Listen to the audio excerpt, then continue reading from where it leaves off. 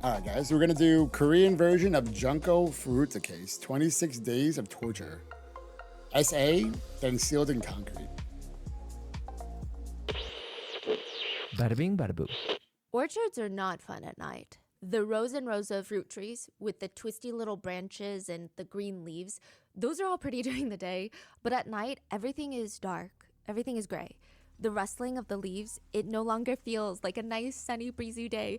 It sounds like somebody is hiding behind a tree watching you. The cute little twisty branches, they're now creating these eerie shadows on the ground. It feels like a maze from a horror movie. Midori, hi, welcome in. Standing in the middle How are of you? an orchard are a group of high schoolers and young 20-something-year-olds. A few of them are 24, 25, but a lot of them are 14, 15 years old. They're huddled in a circle, and there's nobody else in this orchard but them, which makes sense because why would anyone else be in an orchard at 3 in the morning? What was that? Is somebody here? Focus. They have to focus. Right now is not the time to get distracted. Nobody's here. Why would anybody be here? They need to hurry if this is actually going to work right now. Yeah, Queen, go ahead. They cannot get caught. That is the only rule that they agreed upon before coming out here together again. A few of them, they still need to graduate high school. Welcome back, Juju. One of them still needs to graduate middle school. If they get caught tonight, all of that, it's over. They cannot fail. What did Kim say? Kim said, you just mix these two together and it'll work out perfect. He said it's the perfect mixture. There's no reason for it not to work. I mean, it has to work, right? Hurry, just start pouring it in. They kick their shovels to the side and start pouring in the mixture down into this massive hole that they dug up in the ground. They have to hurry. They're starting to get hungry. They pour the sludgy, gray cement mixture until it covers what's buried. First, they completely cover a hand, 5 fingers. Then it's connected to an arm, and they start pouring the concrete on the arm. Famous nachos. And then finally, the face. What are on these nachos? The face of the 15-year-old girl that they held captive for over a month and tortured. Shit. When they're done, they all leave. This whole head group? back to their cars with their little shovels, and honestly, they feel good because they freaking did it. They're gonna get away with it. That's how they feel, at least. But don't they know? History always repeats itself, and a very, very similar case took place 26 years ago in Japan, the case of Junko Furuta. The case of Junko Furuta is one of the most gruesome cases of sadistic torture we've ever covered, and it was all committed by teenagers. I think if you've ever kept up with true crime cases at any point, Junko's case would have been one that you've absolutely come across. And today, I don't know that we one. are covering the Korean version of it. This is the... She say a middle schooler? I think in Korea, maybe it's different. I don't know. Where's fucking Guagua to explain the Korean culture to us? I'm not sure. I don't know about the Junko one. The only Junko I know is from Danganronpa. The case that everyone in Korea has been calling the Korean Junko case.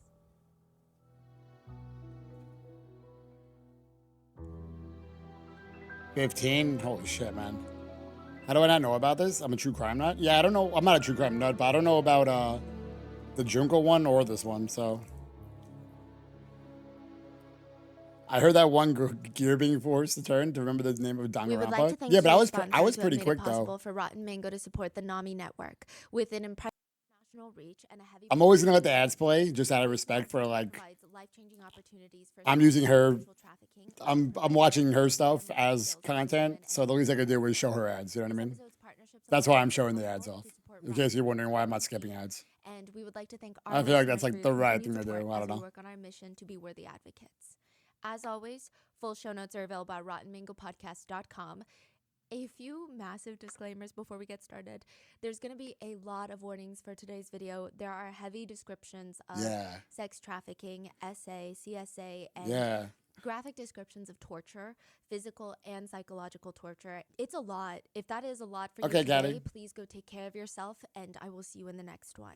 Yeah, I'm kind of hungry. I have some food, but I don't know if I want to eat while I stream Many identities have been and watch this shit. Released. They've been it feels disrespectful to be like... A few statements have been condensed for time, and we had our professional translators help us with the gathering of the facts of this case.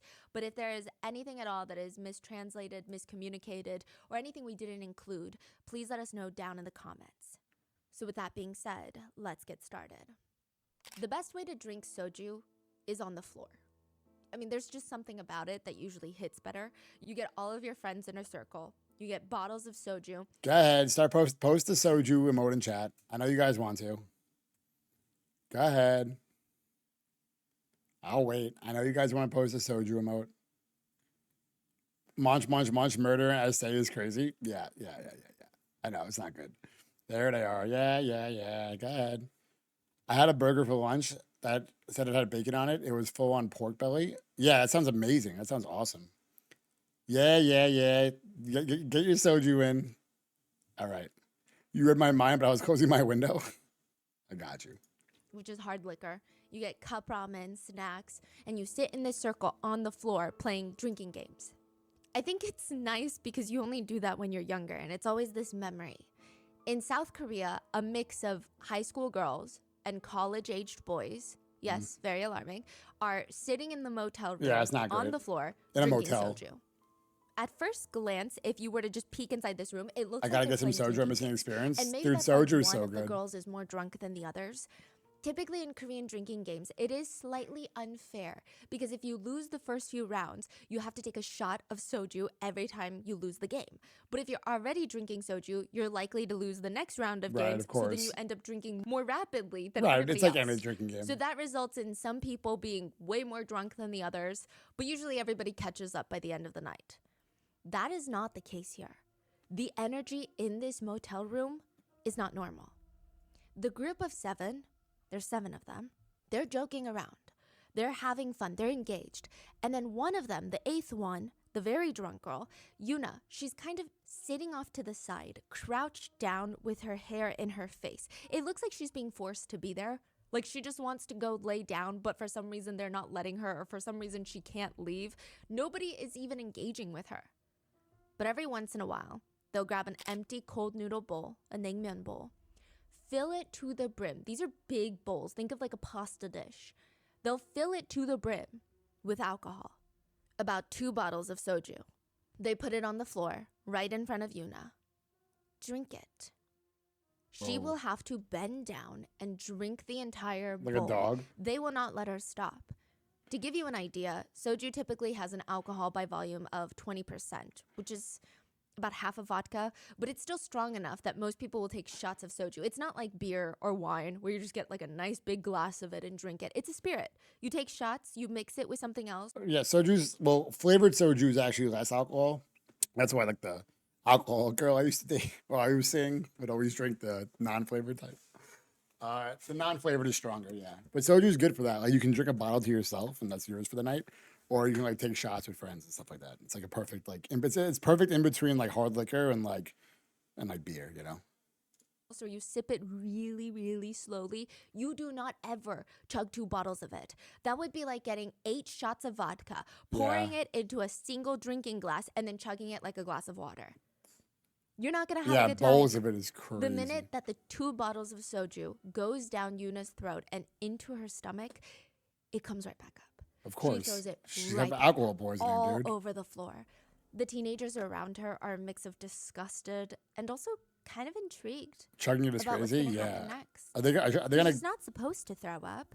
I mean, she probably would throw up, but she's not allowed to throw up. The guy sitting next to Yuna smirks, and for a moment it's quiet until he grabs her by the back of the head, shoves her face into her own vomit. Holy shit! Eat it. Yuna is the group's plaything, and just like Junko Furuta, she will be held captive and tortured for a month straight by teenagers her age. Holy shit! Do you think history repeats itself? I feel like that's a big question people like to ask. I know like bullying culture in Korea is fucking insane, based off like Korean friends of mine. I know that bullying culture is nuts. Also, movie or show suggestion if you guys want to watch a good bullying one on I think it was on Netflix called like the Glory. Type it. I don't know if it's still on Netflix, but The Glory is very, very, very, very good. If you guys need something to watch, if it's still on there, if you don't mind subtitles, or if you speak Korean. This is wild. I'm happily enjoying Miku when I hear this. What the fuck? We just started apparently, as per Lizzie. The show was good. I loved it, dude. Yeah, it's mad good. Right? The Glory was super good. And if it doesn't, then how does the same crime happen 26 years apart from each other? It's not even the same in terms of, oh, it's both a case of kidnapping, sadistic essay, torture, and murder, but the Right. cases feel eerily similar, down to how the perpetrators are caught, how the victims try to escape, how they're lit on fire. Everything Lit on feels fire. similar. Two girls, two different countries, 26 years apart, held captive, tortured in very creepy, similar ways. Was it inspired by the first It case? doesn't seem like it. That's So crazy. just That's what I was evil thinking too. repeats itself. Yes. Wow. Because I was thinking imagine the same if it thing. did, it would have come about like, oh, this person was obsessed with these types of dark Junko, cases. whatever, They had a yeah. fascination for serial killers. You know how it always comes out. They had a journal where they wrote Richard Ramirez, heart. Yeah, Nothing. Both cases, the case of Junko Furuta in Japan in 1988 and the case of Yuna in South Korea in 2014, both cases start with a kidnapping from a helpful hand, someone that they believe is going to help them. But there is this saying, better the devil you know than the devil you don't know. Japan 1988. 17-year-old Junko is rubbing her bruised knee. She's laying kind of awkwardly in a ditch on the side of the road. Her bike is practically on top of her at this point. It's 8:30 p.m. It's not the most optimal time to get injured alone. Junko looks up. She's frustrated. She was riding her bike home from her part-time job when this random 15-year-old boy comes up to her out of nowhere, completely unprovoked, and kicks the side of her bike. She and her bike go flying off the road into this ditch, and now The she's hell? rubbing her slightly bloody knees. She's dusting the dirt off her legs when this figure walks up to her. Another boy, maybe a little older, perhaps 18. He offers to help her up. That guy is famous around here. The one What that are we kicks you, watching? I'll he's a show you the pervert. title of it. He once threatened me with a knife, you know? Come on, let's get you up. I can escort you home if you'd like. I'm sure he's still somewhere around here. It's a split-second decision. Do you risk being alone and vulnerable to the bike-kicking pervert to come back and get you? Or do you take the helping hand, hoping it's someone safer? The possibility that the two of them planned for this to happen probably does not cross your mind. Oh, it was pre-planned? Pre-planned. They're Right. friends. Yeah, I figured As that. Junko Yeah. and the helping hand are walking towards her house, they pass by one of those abandoned warehouses, and suddenly this guy's attitude completely switches. You know I'm a Yakuza member, right? It's like the mafia, but in Japan. This is our whole thing. We kill you by faking an accident, we hit you with a car, but I can forgive you if you offer yourself to me. He Forgive drags you. Junko into the abandoned warehouse and essays her. But when he's done, he is sitting next to her. She's God. very panicked, and he tries to convince her, actually, there's more. The Yakuza still wants to kill you, but because you look kind of like my girlfriend, I feel a little bit of sympathy for you. I want to let you live. I can talk to my superiors and ask them not to kill you, but you have to Yes. stay with me for maybe the weekend? He leaves to call two of his friends and he tells them, I've captured a woman. Do you guys want to eat together? Eat That together. night, him and his three friends would take turns gang essaying her and they would invite more friends Jesus over and Christ. soon the torture would begin. They decide, why let this girl go? Why let her go home when they can keep her captive and make her their little personal plaything? Junko would be kidnapped People by are what was supposed to evil, be man. a helping hand. South Korea 2014. A guy named Kim is sitting at his desk texting his girlfriend Yuna. He's comforting her. Yuna is, to put it nicely, she's going through it. Her home life isn't the best. Her mom was an alcoholic. Her parents are divorced. She's living alone with her dad, but they were never really that close to begin with, so they're always kind of a little awkward. The house is quiet. Yuna could probably benefit at this point from some stability, but instead, her dad picked up all their bags, moved to a completely different city where she has no friends, no connections, and she doesn't even speak that city's dialect, which results in her new high school friends bullying her relentlessly. Another girl from the school would say, I mean, some of the bully girls didn't like Yuna because she was quiet. She kept to herself. She didn't try too hard to make friends. She also had a pretty face, and I guess the bullies did not like that. She's like, what, 15, 16? She is 15. Right, they didn't like that she was pretty. She would text Kim, her boyfriend, I don't like school. People refuse to. People hear that backstory with family and still refuse to help kids while they work for CPS. I can't even fathom doing things like this. Like, how does a person become that evil? And the fact that it's like a group and that there's like other girls involved. Like somehow that's even crazier to me. I don't like my dad. I hate everything. Kim debates on how to respond to something like that. And he settles with, then just leave. What? Are you suggesting I run away right now? I'm not saying that. I'm just saying you can leave and get some fresh air. 바람새, which means truly get some fresh air. It's obvious you're not going to feel better when you're stuck at home with your dad. I guess that's true. So then, does that mean you're going to stay with me? Kim hesitates again before he starts clicking away on his phone. The text reads, of course, I have a car so I can drive you around. We can go grab some yummy food, have fun, and just relax. Then I can drop you back off at home. I don't know, I feel like my dad's going to be really worried. Well, if you ever do, just call me. Your dad will understand if you just tell him you're going to hang out with friends. I did all of that too when I was your age. Kim is 24. She's 15. I did that too when I was your age. You trust me. But how does she? Oh, that's like that's giving you're mature for your age vibes. How does she know this 24-year-old guy? Did I miss that? You guys, girls bully girls a lot more than you'd think. A girl doesn't matter when you're prettier and doing better than them. I know, but to sit around and watch guys like I say, how did they meet? Okay, we don't know yet. Okay. Me, right? Yuna responds, of course I trust you. Thank you. I always feel better when we talk. Kim responds, good, I'm glad I can help. I can't wait to meet you in person. What about they haven't met tomorrow? yet, so they met online. Wait, they Kim, haven't met or? They There we go. never met. They met online. It's There you go. 2014. Oh. Kim is anxious because what if Yuna doesn't want to meet with him or she's not ready for a serious relationship? Maybe he's coming on too strong. Maybe it's too quick. He's tapping his feet, anxiously waiting for a response, and it finally comes in. Yeah, see you tomorrow. Kim turns to his side where a guy friend of his is standing, nodding his head. Holy shit. Fuck yeah. They high-five, then they turn around to the two girls sitting on the bed. I told you he could get her to meet. The girls giggle, and now the only question is, how much do you think Yuna is gonna go for? Yuna's boyfriend Kim helps her with her little suitcase. So wait, the girls in the school that don't like her know her, like know the guys? Like this is all pre-planned? Holy shit. Wasn't there a story recently about a girl who was bullied so much she tried to kill herself and then her bullies were let into the hospital and took pictures of her and sent them to the other bully? No, I did not hear that. Holy shit. It's frequent for unhealthy mothers to be fucking bitches to their own daughters. With that girl's bully girls a lot sentiment, but reasons behind it may vary. I can't speak for women, dude. I don't fucking know. It's fucking crazy though. Gives her a helping hand up the steps. She's glancing around like, this is where you live? They're walking into a very shady looking motel in a rough neighborhood, which she's not trying to judge, but it's just, I guess it's just not what she expected. When you're 15, you think a 24-year-old is a full-grown adult and they have their own house. In this economy, that's not true, but you get it. And he reassures her it's just temporary. He swipes his card on the door and lets her in first. Once she steps into the motel room, Yuna likely has a gut feeling to U-turn it right out of there and go back home. The motel room is filled with people. In one singular motel room, there are now 7 plus Kim plus Yuna. There's 9 people. He never mentioned having a roommate or that there was going to be other people around them. I mean, not that anything is wrong with that, but again, it's just nothing what she was expecting.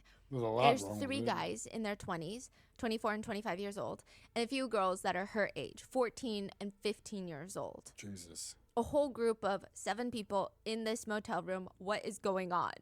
Kim turns to her and explains, they're kind of like us. We call ourselves the runaway family. We're all just helping each other out while we can. Yuna expresses, maybe this wasn't the best idea. Maybe I could just go home and I'll be back and it'll be great when I get back and maybe now's not the time. But they block her from leaving. The girls her age start pleading with her. Come on, it'll be fun. You can just stay here for a few days. Just kill time and then go home. You know, if you go home now, your dad is going to freak out that you ran away, and he's probably going to beat you up and shave your head. Yeah, but you're Because gone for that is a very common threat in Korean households, that they're going to shave your head. Whoa. It's typically reserved for daughters, because I guess they think that you're having too much fun getting attention and going outside, so they threaten to shave your head. I think it's toxic. I don't think it's normal or okay, but insecurity I don't and know how male many people attention actually also follow plays through a with part it. when a girl But bullies another if girl. you go I'm home sure, in a of week, course. he's going to have missed you so much. He would have been so worried and so stressed. He's not even going to be mad. That's how it always is. It always works for us. Trust us. Do you want to get your head shaved and lose your phone? Or do you want to go home, the king of the house? It was a question, but it didn't really feel like a gaslighting question. is It didn't really insane. feel like a choice. So Yuna ends up staying with the runaway family. And they were right, just like they said they would be. Of course they were. 2 weeks later, Yuna is standing in front of her home door. It's open. I mean, she has no Oh, she idea went how her home. dad is going to react She after got seeing home. her for the first time in 2 weeks since she ran away. 2 weeks. Instead of being upset, her dad slams into her, hugging her so tight that she can't even breathe. He's so happy to see her that he doesn't even notice that Yuna is fidgeting. She's barely making eye contact with him. She's even hesitating to step inside their apartment. It's not until they get inside he realizes, oh, something is weird. Something is off about my daughter. He would later state, you know those stories where they say, like, if a clone replaced your loved one? That's what I think This he is so was trying fucked up to as an say the feeling American. was. I would have felt How more would you safe know? seeing other This women looks there. like That's what I Yuna, would think. talks But like Yuna, remembers the same thing as Yuna does, but this like I said, I doesn't do know feel the like bullying his daughter. culture It is feels crazy like something in Korea. happened and made her a different person. She's sitting on the living I know like social status has a big deal with it. I know it's something to do with like rich families like influence the schools highly, so rich girls can like bully all they want because like they don't want to get in trouble with the girl's parent, like the student's parents, the bully's parents. That's a lot about what the glory is about. Yeah, in Asia as a whole. Fucking A, man. My hair is about 2 feet long. My grandpa threatened to cut my hair if I moved in with him and my grandma instead of going to live with my addict father at the time. It's a humiliation tactic. Right, and it makes sense. Fucking A. Threatening for something they want by offering another threat in return if not fulfilled. room couch, barely moving, as if she wants to keep her body as small as possible, touch the least amount of couch surface area as possible. And the smell hit him before he even opened the front door. But it's even stronger now that she's inside. I mean, not that he cares about the smell as long as his daughter is home, but it's such a strong cigarette smell. Of course, she's been gone for 2 weeks. He's not expecting her to smell great, but even if Yuna had spent 2 full weeks, every second, every day, every night, inside of a club, a hookah bar, surrounded by chain smokers, he doubts she would smell this bad.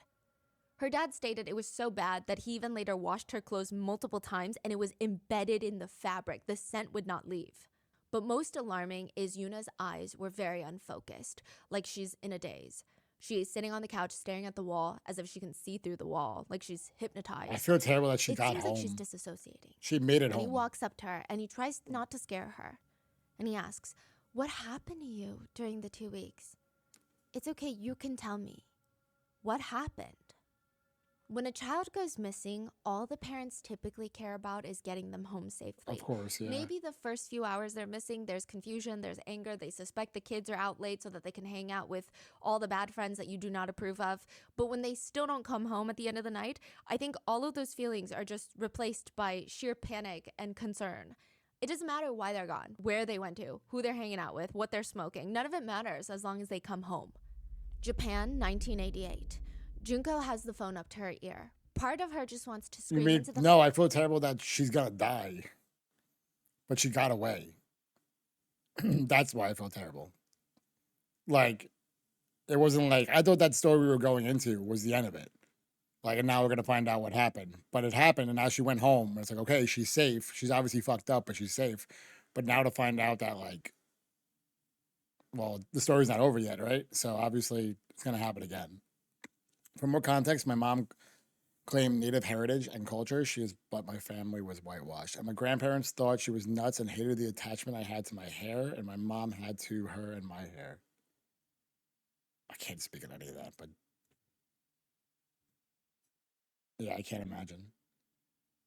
When someone thinks you're easy, they will always come back to use you again. Yeah, her boyfriend knows, right? Exactly. Yeah, they know where she lives. They picked her up. phone. "Please help me. These kids are holding me captive and they've been gang essaying me 12 times a day. They're using objects to essay and burn my Jesus. areas with a lighter." She just wants to scream that and see what happens. They were burning her. Oh Another my part of her God. is replaying the captor's words over and over in her Holy head, shit. which is along the lines of, "You see that? That car over there? Yakuza. We know your home address. If you don't do as we say, I'm going to kill you, and that car over there is going to drive directly to your parents' house and kill them. Is that what you want?" Junko waits for the phone to stop ringing. Your and mom she cut your hears hair her too, family on Rin? the other line. I don't know there's Junko? such a thing. "I'm running away. I'm not in danger. Call off the police search and tell them I'm okay. Oh, this I'm gonna is stay with a Junko. friend. This is I don't want the Junko. police looking for me. The old account. Junko's parents are confused and they don't believe her because it doesn't make sense. She's never been like this. This is the daughter that rarely misses school, and the night that she ran away from home, she had been talking about that night for weeks. It was the night that she would come home from her part-time job. She was gonna watch the finale of her favorite TV show. She told her brothers, "Don't you dare even touch the TV that night because it's mine." Additionally, it was Junko's mom's birthday. The night that Junko disappeared, she had already been in the process of buying supplies to bake her mom a strawberry cake. And then suddenly, out of nowhere, with no event, no fight, she just runs away. It just doesn't make sense. Junko hangs up, but she would call again a few more times over the next 5 days, begging her parents to stop looking for her. Junko's parents would never stop looking for their daughter. But the police were no longer as concerned. It hardly seems like an emergency situation anymore. I mean, Junko's reached out to the parents. She said she ran off. The police reassured the parents, "We're still actively investigating. Just sit tight." But she's no longer their top priority anymore. Junko's kidnappers' plans are working. Yeah, to a fucking T. This is why I hate police. Before we opened our Grandpa Mango business, I heard so many people talk about how hard it is to open up an online store. Only And on don't get me Smash? wrong, it's very hard. But the parts that they were focusing on were you have to make a website, make it look pretty, and then do all of that. And you need to know how to code, and you got to learn all these technical things. Except you You don't. hate police Setting because... up a store was so easy, all because I used Shopify.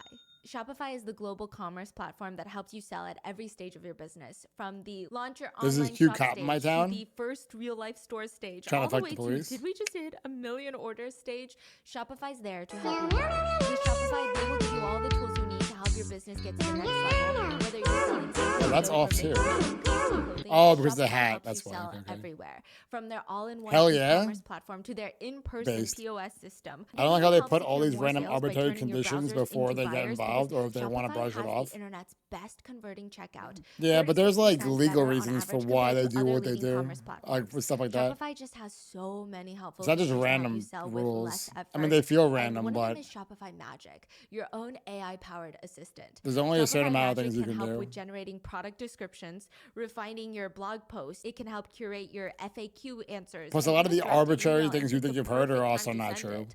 Shopify has Like, you know how they built-in say like, tools to oh, help you with can't report someone missing unless it's been 24 hours. Like, that's not true. That's literally a lie. And that's probably one of those things you're thinking of where it's like, oh, well, they can't, yeah, like that's stupid. Like, what if someone's missing? That's dumb that the cops do that. Cops are bad. But like, that's not even true.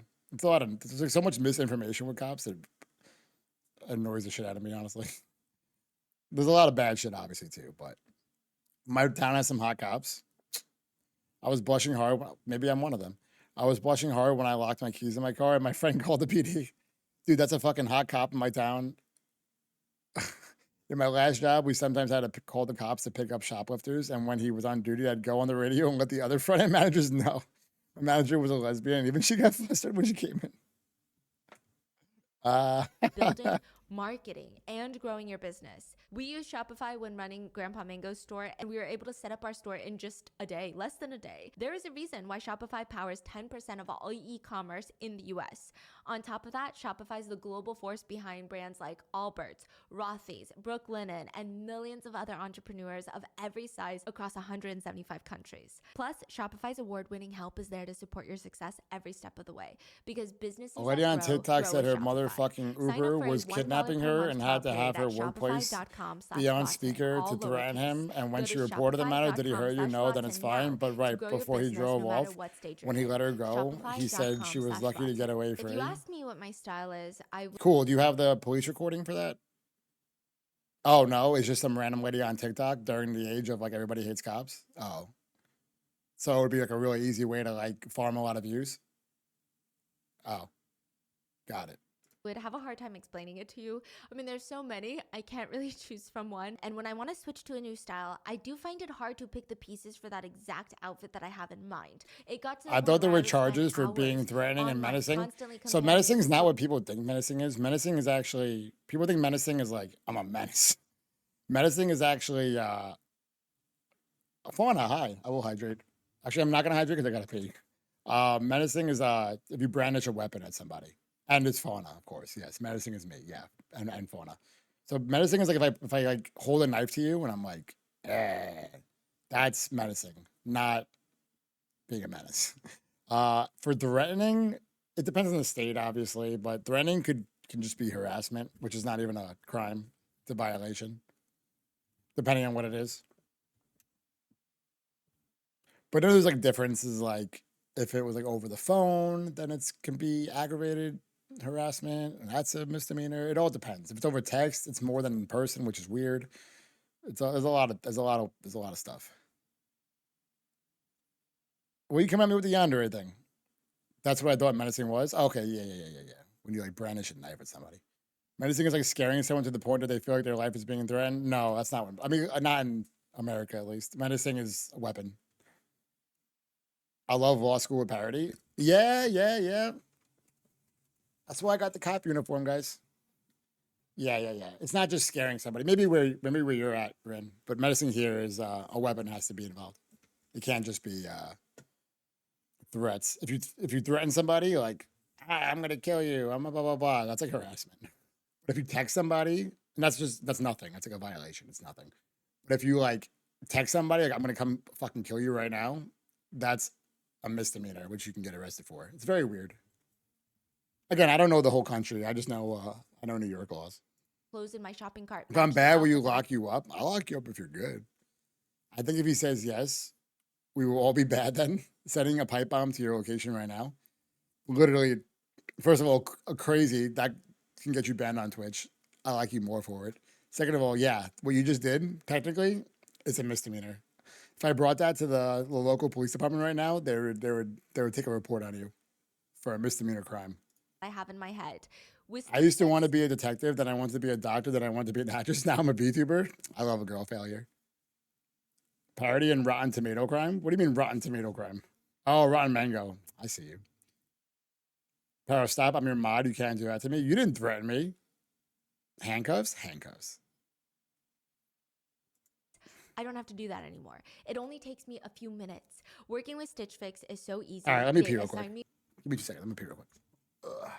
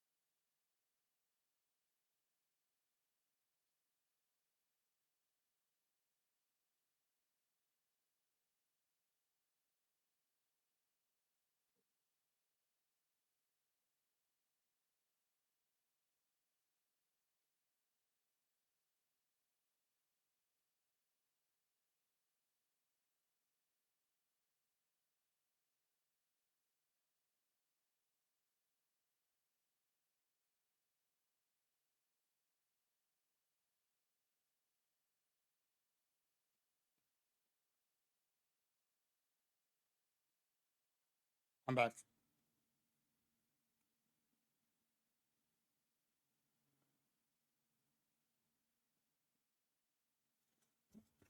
What the fuck did I miss? Why is everything on fire? Did I wash my hands? No, my dick is clean. Okay. Uh handcuffs, silk rope. Nah, silk rope's too easy to get out of. Pissing all by yourself, handsome, is me right here. Oh, I thought you wanted to join me. All right, never mind. Right. Be my own personal stylist, and all I have to do is provide them with my I did style, shake, yeah. size, and budget preferences. Then my stylist sends me 5 pieces, hand-picked What a just for statement. me, and even provides outfit recommendations and other pro styling tips. If I don't love all of them, no worries, I can just send it right back because returns are always free. Yeah, it's a But random lady honestly, on just TikTok who the has no feeling of being evidence able to try back it up or on at prove home it's is true, really but nice. along And I almost with some of my own always end personal up experience with the keeping all of cops, them I was because more my inclined to stylist is consider just it a that viable good, and I feel like possibility to she have really gets actually me. happened. What used Oh to shit, take me that's forever bias. to That is put together a bias. brand new Anyway, my outfit now experience was feels I so reported easy someone because pulling of a Stitch knife on me. Fix. My They stylist is like also my assaulted online me, but the stylish cop friend who gaslit just me, sided gets with me. them, She's able doubted to with pick out the me. perfect colors Are and you sure clothes they that I weren't would never joking? And think of then wearing. told They me just this look isn't a so well, and playground. it makes me feel more confident. If you're looking to try out a new style but just Yeah, don't know where there's to definitely start, I bad recommend experiences Stitch out there. Fix. I I can can't speak order on your when I personal want and how experiences, I want, obviously, no subscriptions but I like to be a required. little bit more. My stylist sends 5 just Like if for you're me telling me pieces, that, and I then can yeah, pick of what course I I love listen to and send the that. But rest just like a back. It random is lady on just that fucking easy. TikTok, just being like, Style this that just makes you happened, feel as good as you so she look. can get a Get bunch of started like today at messages in chat to be like, oh my god, I stitchfix.com/rotten. can't believe Get that $20 happened. Oh off my your first god, fix. ACAB. Oh That's my god, fuck the police. All cops are stitchfix.com/rotten. terrible. Blah blah blah blah. stitchfix.com/rotten for $20 I'm off. like, but obviously your stitchfix.com/rotten. personal Must experience is redeem your personal within 7 experience. days of sign The up. rope doesn't have enough tooth and requires very specific knots and ties to be secure. I never got into South Korea 20. what's the art called the tying art. What happened to Miku Fortnite? It should be there. 14. Yuna's dad just wants to know a few things now that Yuna's back home. 1, what happened during those 2 weeks that you were gone? 2, why do Shibari, you seem yeah, so yeah, yeah. traumatized? That's what I'm And thinking 3, why is she acting like she's gonna leave any second? She's constantly looking over her shoulder like she's got a go bag stuffed in her closet ready to go. Yuna tries to reassure her, seriously,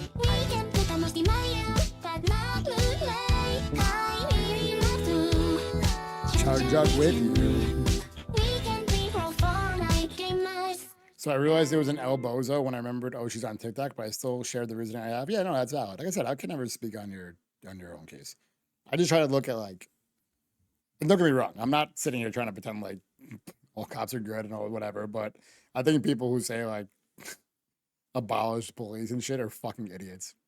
In my opinion, the people who say that kind of shit are the people who aren't gonna have to deal with the fucking consequences.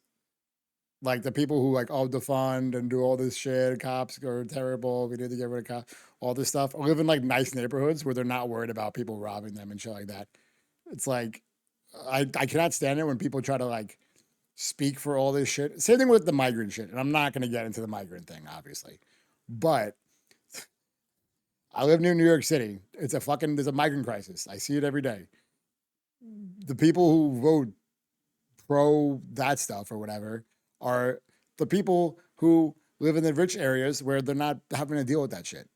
Like it's people putting their voice into stuff that they're not going to have to deal with the consequences for. So it's easy for you to be like, yeah, help everybody. Yeah, everything good. Yeah, it's good. Oh, that lady got raped. Oh, oh, I mean, it's whatever. I mean, listen, you know, a bad apple doesn't spoil the whole bunch, but I mean, one bad cop spoils the whole cops for being are all bad. But not in my case because I care about this particular thing. But you know, in my case, it's different. But so yeah, it's easy for some fucking person in Connecticut to be like, yeah, we should have this, but they're not in Connecticut. You know what I'm saying? Like it's all these like rich people who don't have to fucking deal with the actual consequences. So the people with boots on the ground who are affected by these things have to deal with it. I can't stand that. The people who protest on behalf of other people, exactly. Right. You're not gonna have to deal with it. I've had some bad cop experiences too, but like only happens 10% of the time for me. Yeah, I've had bad cop experiences also, dude. I think body cameras is the best thing that ever happened to cops. I think body cams are by far the best thing that ever happened. On both sides.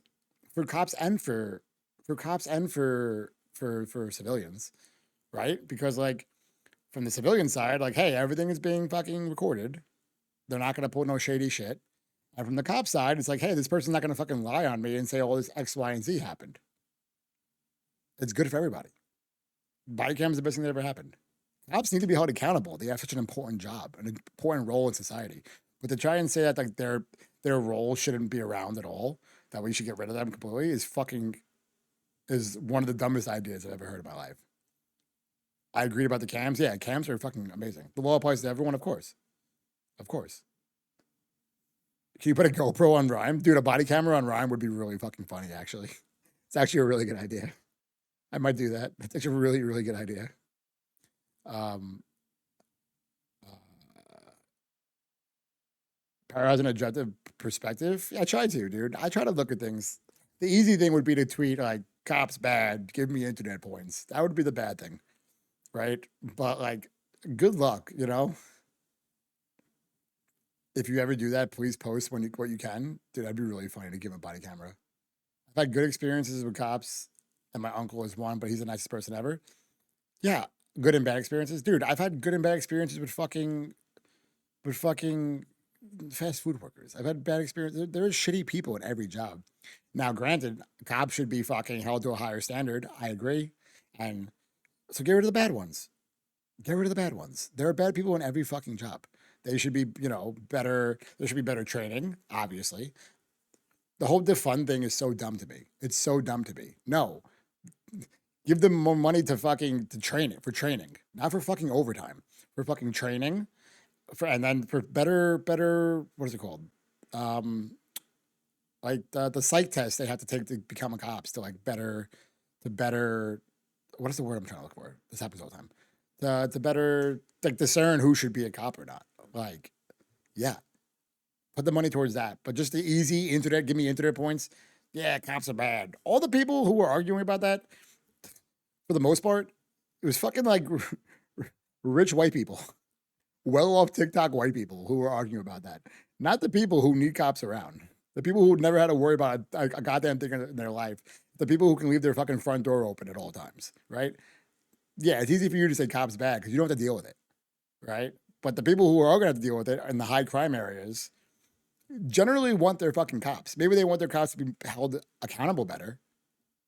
Sure, I could not agree more. But like, come on. Come on. Hi, Mystic. I like to think the reasoning that no matter the occupation, people are still people and people can either, this is going to be good or bad. So anyone can be a total dick despite their job implying they should be. Of course they can. Plus, like the shit the cops got to deal with on a day-to-day basis. Imagine like, okay, you guys have worked in like, I'll make the easiest one. Any job. I'm like retail, fast food, or whatever, right? You probably get good people, you get mean people. You're at the counter, right? You're at fast food, you work at McDonald's, right? Someone comes up, hey, how's your day? Blah, blah, blah, blah, blah, blah, blah, right? Oh, that was a nice person. Oh, my fucking order was wrong, blah, blah, blah. Oh, that person's like annoying, but bad, right? Back and forth all day. You have good experience and bad experience. For a cop, every single experience, every time you're called, the 10 to 20 times a day you're called, if not more, depending on where you work, that you show up to somewhere, to somebody, it's the worst day of their life, right? You have nothing but bad experiences all day long, 20 times a day for 20 years. You don't expect them to be a little fucking hardened or a little numb to your personal problem because they hear it every 20 times a day for 20 years. That takes a toll after a while. I would have to imagine. You know? I know I'll get like canceled for being like a fucking cop supporter. I'm not even saying I'm a cop supporter. I'm just saying I can empathize. I can see like every call, every experience you have every day, 20 times a day for 20 years, if not more years, is negative. People screaming at you like it's your fault. People, a loved one just died and they're crying. Someone's kid is missing and they're in a panic. You show up to a fight and now they're both mad at you. Every day, just constant, every single day. You don't think after a while, you go in your locker room, you put on your fucking 20-pound vest and you gear up with all this gear and you go outside to be screamed at all day long for 20 years. That's gonna take a fucking toll on anybody. It's the reason why cop suicides are higher than like almost any profession, like by percentage, right? And like fucking TikTok morons will be like, oh, well, that's because they're guilty about the shit they've done. Like, what are you talking about? No. The percentage of like actually really bad cops, you know what I mean? We're talking like less than 1% of like the really bad ones. There's assholes that are probably still good at their job, but there's like pieces of shit that shouldn't be cops, right? But No, they're blowing their fucking brains out because they spend all this time away from their families, right? With all this fucking overtime they have to work. They're never home for the fucking holidays. You know, they come home and their fucking kids are probably like, why is my fucking dad never home? And then they have to come home to hear like, daddy, why come school taught me that daddy kills black people? You know what I mean? This is every day. And then you go to work for a thankless job where everyone just fucking screams at you all day fucking long. And you're supposed to just be like, Officer McJolly, Officer Cotton Candy House all day long? Like, come on. You know?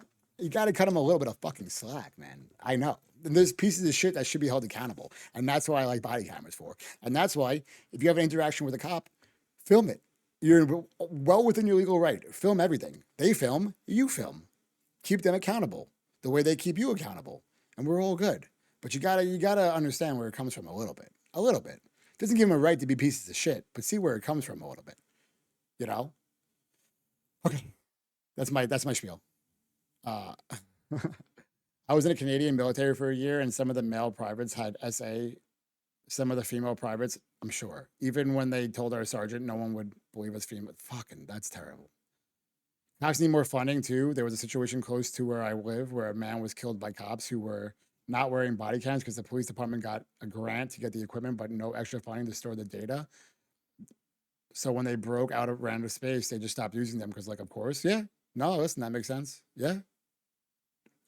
I see people as moody at different times of day, good or not. Of course. Feeling shipped, always, yeah. But it's understandable why, like, they tend to be dickheads, right? Chances are, unless you're the first call of the day, which you're probably not, they ran into 10 calls worse than yours or as bad as yours beforehand. You know? So, like, by the time they get to you, it's like, all right, what happened? All right, now I don't know. Listen, listen, look at me. I get moody, right? I yell at you guys sometimes. Okay. I blew up on a chatter yesterday, right? For those of you guys that were here, right? Imagine me as a fucking cop. Do you think I'm not gonna eventually? I'm gonna do my best, and then eventually, people are gonna catch an attitude after a while. You guys know me. I tweak pretty quickly. Can you imagine? But that's what I'm saying. Like, just understand where it comes from a little bit. EMTs just use dark humor to cope. Oh, so do cops. Of course, you have to. Every day. Imagine you go to work, right? First call of the day, you know, a crazy person with a knife. Okay. Second call of the day, fucking a dead body. You got to wait for the EMTs to come for an hour. You got to sit in a room with a dead body for an hour, right? Or hours. Okay. Then you finally get to leave there. It's two people arguing a domestic dispute, and now you get there and they're both screaming at you, and they're both mad at you instead. The fourth part, it's a crazy person. Now you got to wrestle them and hold them in handcuffs while people film and watch you while they're waiting for an ambulance to come, which takes like an hour to come because they're backed up, right? And then the next call of the day is, you know, some bullshit like larceny where someone stole a candy bar from Walgreens, or but the Walgreens employee wants you to act like it's the most important thing that's ever happened in history, right? And they're upset that you're not taking it seriously. You get me? Gonna take a toll, dude. Your roommate fell out of your bed? What the fuck? Don't forget, EMT usually don't go to chill house calls. Right. Cops and doctors get it rough day to day. 100% they do. Wow, I'm so proud of you guys, Chad. We're actually able to talk about this. They say, what do you guys keep telling me recently when I call you guys fucking retards? You guys keep saying, well, the chat reflects the streamer. Well, in this case, I'm very proud of you guys.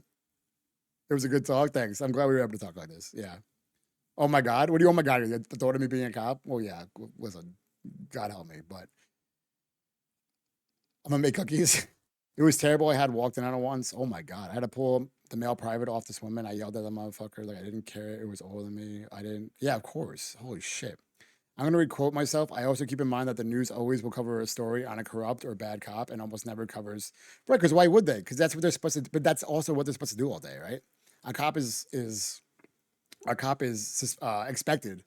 Yeah. That's their job, which is fair. That is their job. So it's obviously more newsworthy when a cop is bad. You know what I mean? Of course. Of course. And also, if a cop does a bad thing, it's the single cop that gets called out, right? His badge goes up online, blah, blah. But whenever the million of cases they do well on all this stuff, it's like police handled the situation. Blah blah blah blah blah blah blah. That's it. You know what I mean? It's like it's a side note. Again, that's their job, but it's it's thankless. But if very solid points. But I usually never consider the emotional motivations behind people's demeanors throughout various times of life, and there's more of a dry kind of explanation for it. Oh, she's agitated, or he's having a tough time with his kids screaming. But using this to expect them to act less than jolly once they get to my register. But at least like with that, you'll have like a back and forth, good day, bad, good, bad. Where like a cop's experience is just bad, constantly bad. Everything is bad, always bad. Maybe not even at them, but it's just like it takes a toll even trying to like imagine like those we were talking about before, the special victims cops. Every call you go to is some kind of sexual assault on like a minor or something like that. Can you imagine what that takes on somebody all day? Like I can't imagine having to go home to my family after that and then be a normal fucking person. It's terrifying. Terrifying. You know? Chat reflecting the streamer is real because I recognize Sanichu Khan. I love that, Hikio. Also, hi, Hikio. I love that you did that. That's fucking amazing. I'm so proud of you. I had one time I was walking at Walgreens and this woman called the cops because there was a line that she couldn't get out of the parking lot. And when he came in, the cop was kind of pissed at her about it and took it a bit out on me. And I told him I understood that this wasn't important and the women didn't have a right to call him over something this stupid. And he apologized to me because he didn't mean to take it out on me. It's a valid experience. Yeah. In my opinion, the news is corrupt. Of course, 100% it is. Oh yeah, it is. That's why podcasts and all these short form, all these kind of content has blown up because nobody trusts the news anymore. Harold, they are emotionally overwhelmed from a buildup of things, so they will be upset. My thing is they are seeming to have a buildup of things they're dealing with right now, so they're going to be emotionally overwhelmed. They're emotionally overwhelmed from a buildup of things, or they have a buildup of things right now. Basically reverse, but it's the same idea though. I gave a hug to one of the cops that was there when I had that issue with the DoorDash shirt. I love that for you. Good. Good. That was a good experience. I bet you he talks about that still with his partner. I bet he's like, remember that day, blah, blah, blah, blah, blah. Like, wow, we actually did something good that day. I bet you he talks to his partner about that to this day. I bet you anything. Or he remembers it. Because there's not a lot of those interactions, man. I'm sure. Your bad day isn't my problem. You need to be psychologically strong. Or a medical examiner. Yeah, do all that stuff, man. I realized I said walking instead of working. No, it still works. Still works. Okay. Was just hanging out with my friends. You were being dramatic. You didn't need to call the police. He does not believe her for a single second, and he's determined. 20-minute fucking aside. He's going to find out what the hell happened in those 2 weeks. It is very rare for someone to do something for 12 hours a day. If you were to work 12 hours a day for 7 days, you'd be working 84 hours a week, double the average work week, and then some. Most people don't even sleep 12 hours a day. Truly, it's very hard for someone to do one activity for 12 hours per day. Sleep 12 hours a day. It can't be enjoyable in any sense. 12 hours a day, though, is just how long both girls, Junko and Yuna, are essayed during their captivity. Holy shit. 12 hours every single day for over a month. Japan, 1988. 12 hours a day. Junko is not allowed to wear clothes. The first few days, Junko was taken into captivity. She was held hostage and gang essayed by the 4 main perpetrators. There's 4 teenagers that are mainly responsible for this. The bicycle boy and his friends. But soon, I would she take that hear schedule, them okay. calling their friends over. And they would tell their friends and their friends, and this is a paraphrase, but along the lines of, they'd be on the phone saying, "We have a free woman trapped inside ready to be used." Every single day from then on, 12 times a day, 12 to 18 hours a day, Junko would be essayed. Eventually, the captors and their friends would get bored of, quote, just assaulting Junko. The fun was more so in the power and the torture and the humiliation. They would force Junko to lay there while they all took turns urinating on her. Sometimes they would play loud disco music and force her to, quote, dance for them while touching her privates. They would make fun of her. It was estimated that Junko was essayed by at least 100 different men during her 44 days in captivity. Oh my God. The sexual torture would only escalate in the next few weeks.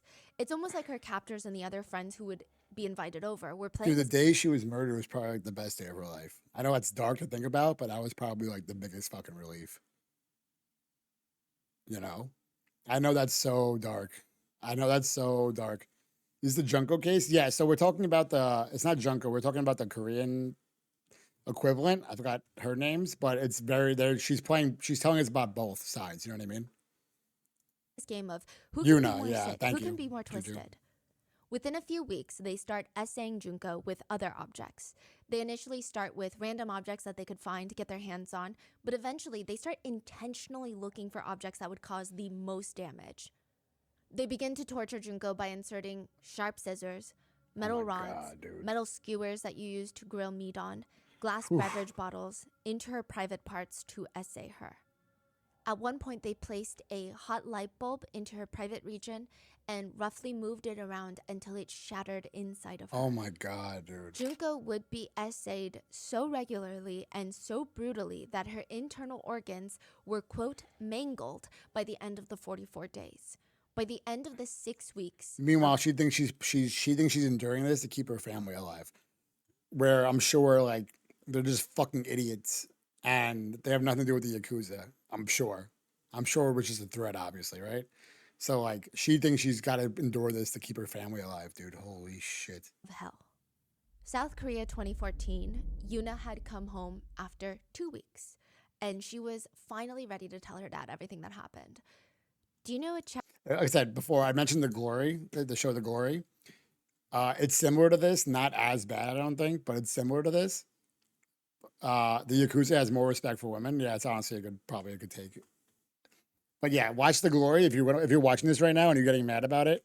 If you watch The Glory, you'll get some satisfying revenge on these kind of people.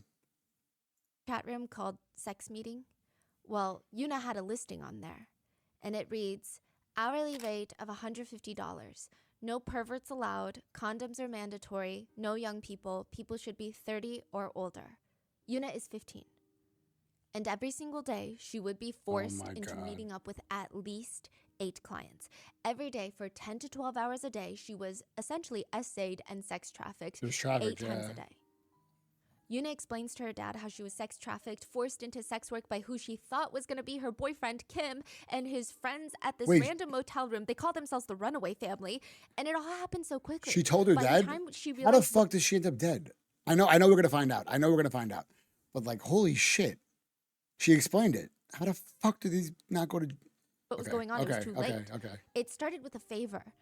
Yuna is sitting in the motel room and the whole group is crowding around her. They're all staring at her. It's starting to stress her out. It's just 1 hour. Yuna is clearly uncomfortable. It's not that hard. Just go and talk to some old attachis, some old men, inflate their egos, spend time with them, quality time, and that's it, and you get paid. Yuna doesn't say anything because it doesn't really feel right, but they tell her that Helen, the girl that usually does this, she's sick, so she can't go.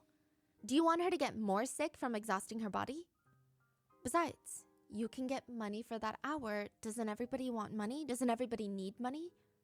Kim tells her that he never likes to ask for any favors, and he really would never unless it was absolutely important.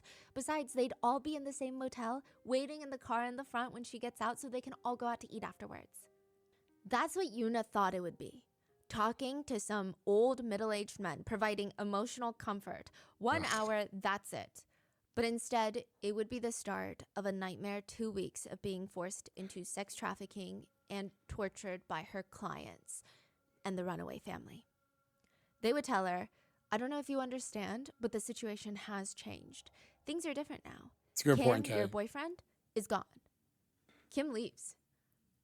He was never really your boyfriend, Yuna. He's gone, and he's left you with us. You're ours now. AKA, she is now going to be sex trafficked, and every penny she makes will go straight to them.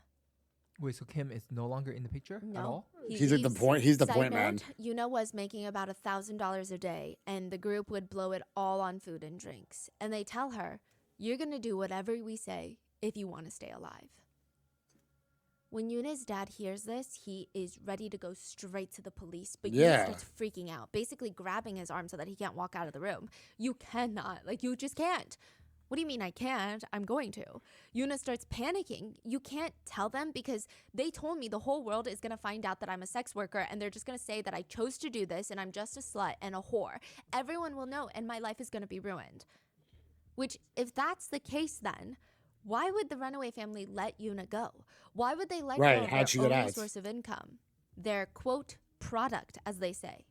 There were whispers around town that Yuna was gone, that she vanished. Her dad was looking for her everywhere. This is when she's missing for 2 weeks. Most people at Yuna's all-girl high school, they knew that something obviously happened to Yuna. It's the first year of high school, only one of the most important years of your entire life in South Korea. And it sounds like a joke, it sounds like I'm exaggerating, but I'm very serious. It is one of the 4 years that will determine where you go to college, and for the general public, that is going to determine your socioeconomic status for the rest of your life. Nobody just transfers out the first week of high school. Something must have happened to her. The most popular theory was that she ran off with a new boyfriend, which isn't inaccurate per se, but everybody knew that Yuna was dating someone. They could see it. She went from being this very quiet girl the first 2 days, and then literally in the span of a few days, she starts smiling. She's skipping to class, smiling at her phone nonstop. Every class break, she's on her phone. That can only mean one thing. She's dating someone. But I don't think that any of that really mattered to Yuna's dad. He just wanted to find her, get her home, and in order to do that, he filed a police report. Since Yuna's captors are 14, 15, 24, 25, they are all part of the same circle. Some of them go to the same middle school, same high school in that area, and they have connections to everybody in that school. And they find out through the grapevine that Yuna's dad is desperately searching for his daughter, getting police involved. The runaway family start freaking out. If they do nothing, the police will eventually track them down, and they will have to explain why they kept a girl hostage in a motel room sex trafficking her. They think of maybe they can tell the police that she was just a poor runaway girl and they were trying to help her, but that's not going to work.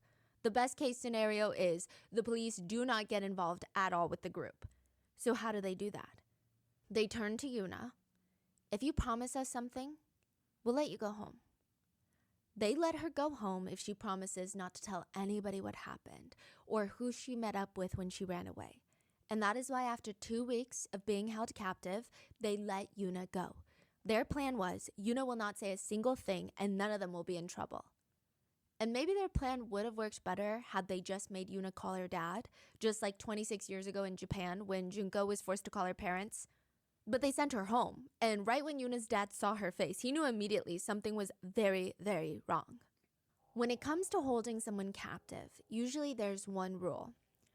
Don't let them go. I mean, it's like the most standard of all the rules. Yeah, Now, I can't enforcing imagine all of that she gets... It's a whole different story. South Korea 2014. It's not exactly what Yuna wanted to do right when she gets home, but her dad wants her to go to church. It's the best place for her to be right now. I mean, Yuna's been back. She's constantly anxious. She's looking over her shoulder. She told her dad, I think somebody's watching me. He convinces her that there's nowhere safer than church. He already told the pastor what happened. He's filled in. He's going to watch over Yuna to make sure nobody bothers her or even tries to talk to her about what she's been going through. She's going to be protected. But even then, the pastor's not going to be able to stop people from staring at her. Everything the runaway family told Yuna would happen. The way I'd be plotting my revenge? Dude, watch The Glory, please. You know, 2 years ago here in Dubai, a very rich and strong man essayed a woman, and within that week, he was publicly executed. Hell yeah, dude. The police wrote that what he did on a poster and made him sit beside while people threw shit at him. Yeah, we should do that here, dude. Hell yeah. I'm into that. It's called The Glory. Yeah, it's a Korean series. Very good. Very, very good. It's literally like this story, but not as bad, but like pretty bad. And then years later, the girl comes back for revenge. Pretty good. And it's not cheesy. It's good. Was happening. Everyone in school found out about what happened to Yuna once her dad told the police. There were group chats dedicated to talking about how Yuna, the newly transferred girl, was caught doing sex work after running away from home for 2 weeks.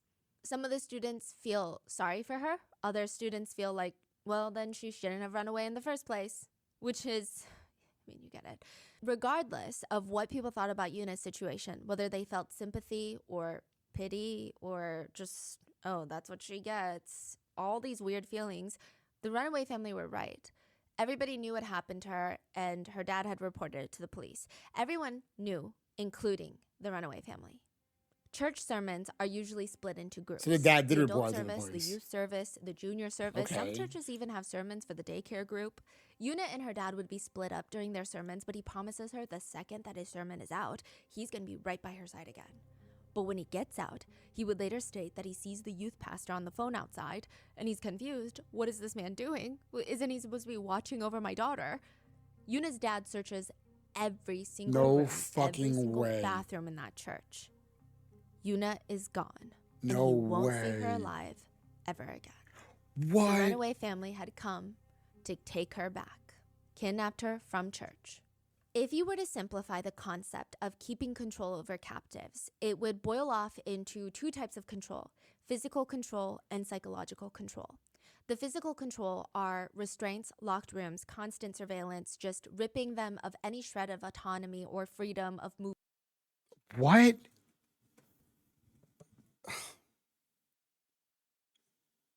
Church Strikes Again is nuts. But holy shit. What? Yeah, but I don't think the church was in on it, right? They just fucked up? Maybe? Movement. Like I said, I know with Korean families, like whatever, if you have status, like rich status, some of these kids can do whatever the fuck they want. Because they have like power over like the whole town. It happens a lot, apparently. This is what I'm basing it off of Korean people I've been friends with. That's what they've told me. I don't personally know, obviously.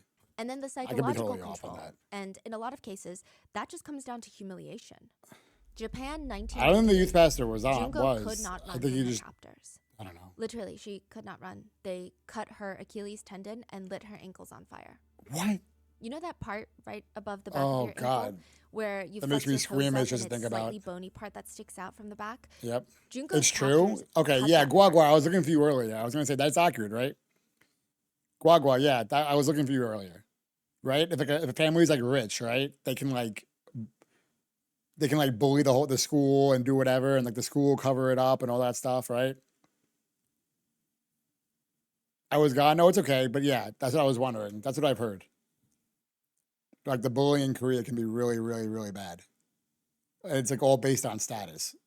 Like a family can like, it's very classist, right? Like the rich family can have power over the school, so then like a rich girl or group of kids could like bully like other students, and the school is going to cover it up because the parents have power. Bullying is so bad. Yes, I've heard. I've heard the same thing. I'm glad you can reconfirm. That's what I was told. I think the youth pastor was in on it, or at least being easily manipulated to be let outside the church.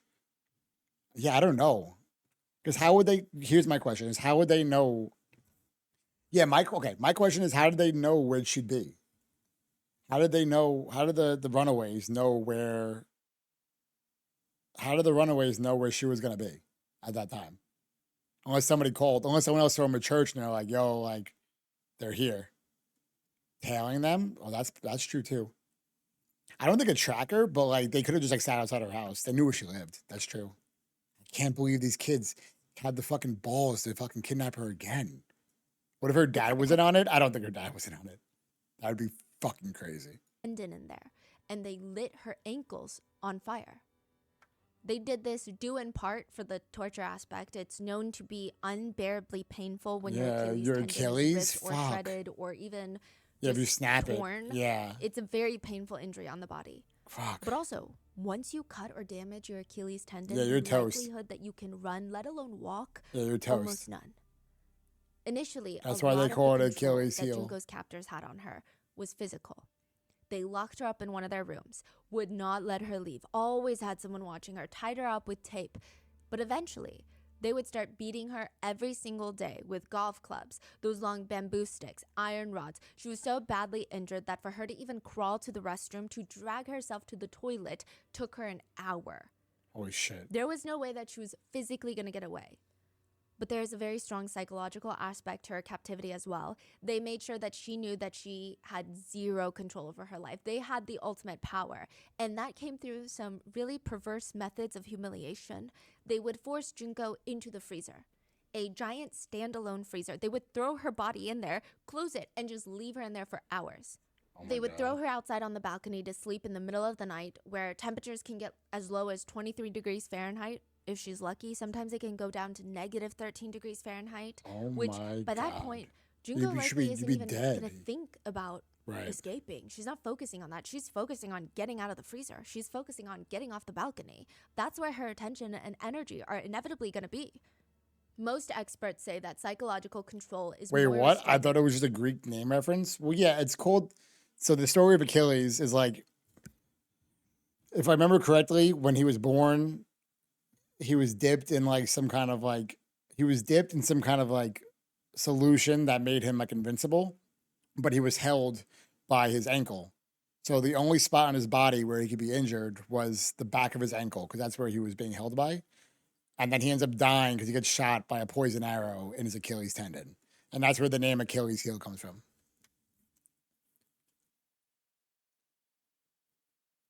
How can someone even think of doing these things to someone? Dude, I can't. I can't. I can't imagine, dude. And like a group paying the school? Yeah, exactly. That's what I thought too. That's what I had heard. Than the actual physical restraints. In Junko's case, her captors fed her mainly a diet of live cockroaches, centipedes, and her intake of liquids were mainly her captors' urine and Ugh. feces, as well as They made her- biological fluids. Ugh.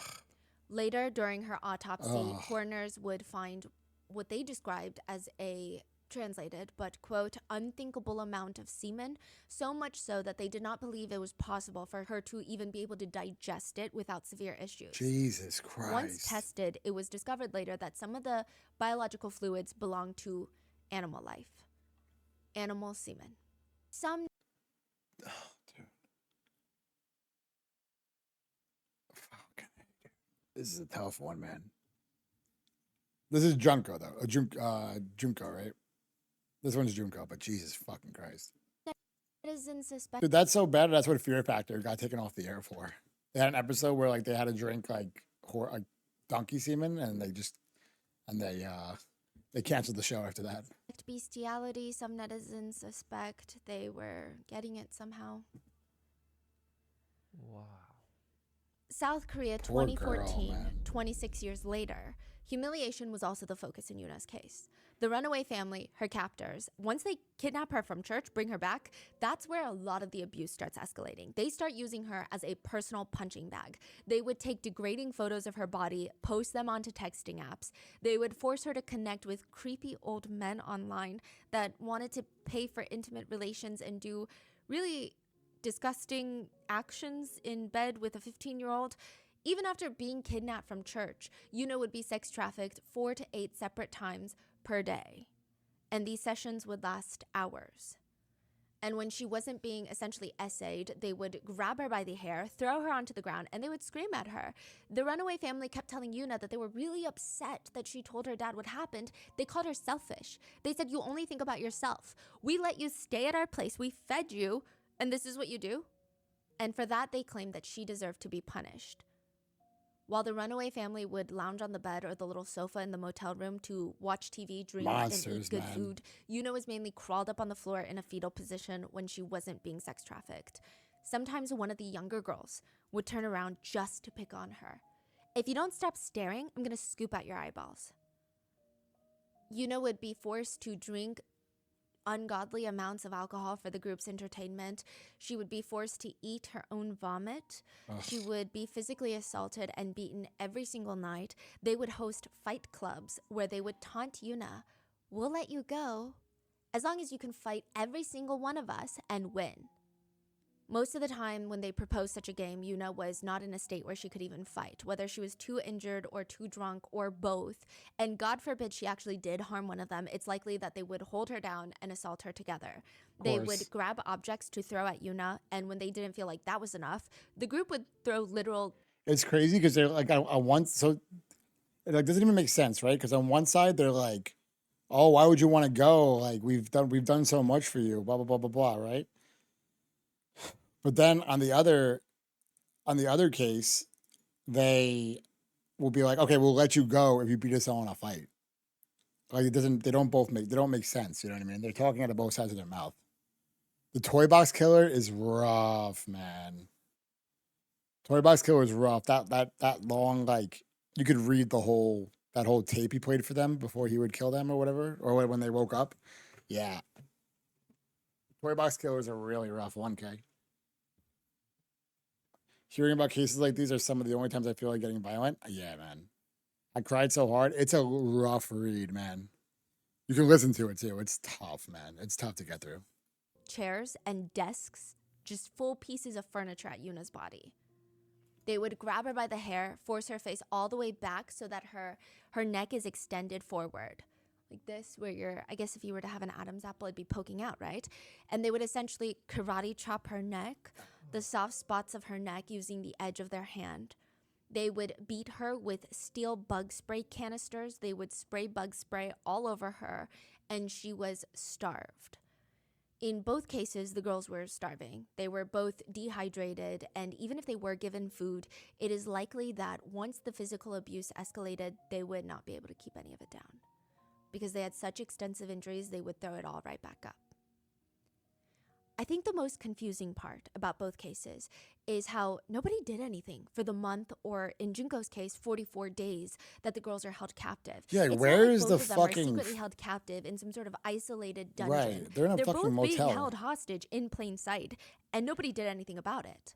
Yeah. Japan, 1988. So fucking Over crazy. 100 people knew that Junko was being held captive and tortured because she was essayed by at least 100 different people, but there were others too. Others who did not partake in the essay, but they saw her, and nobody did anything.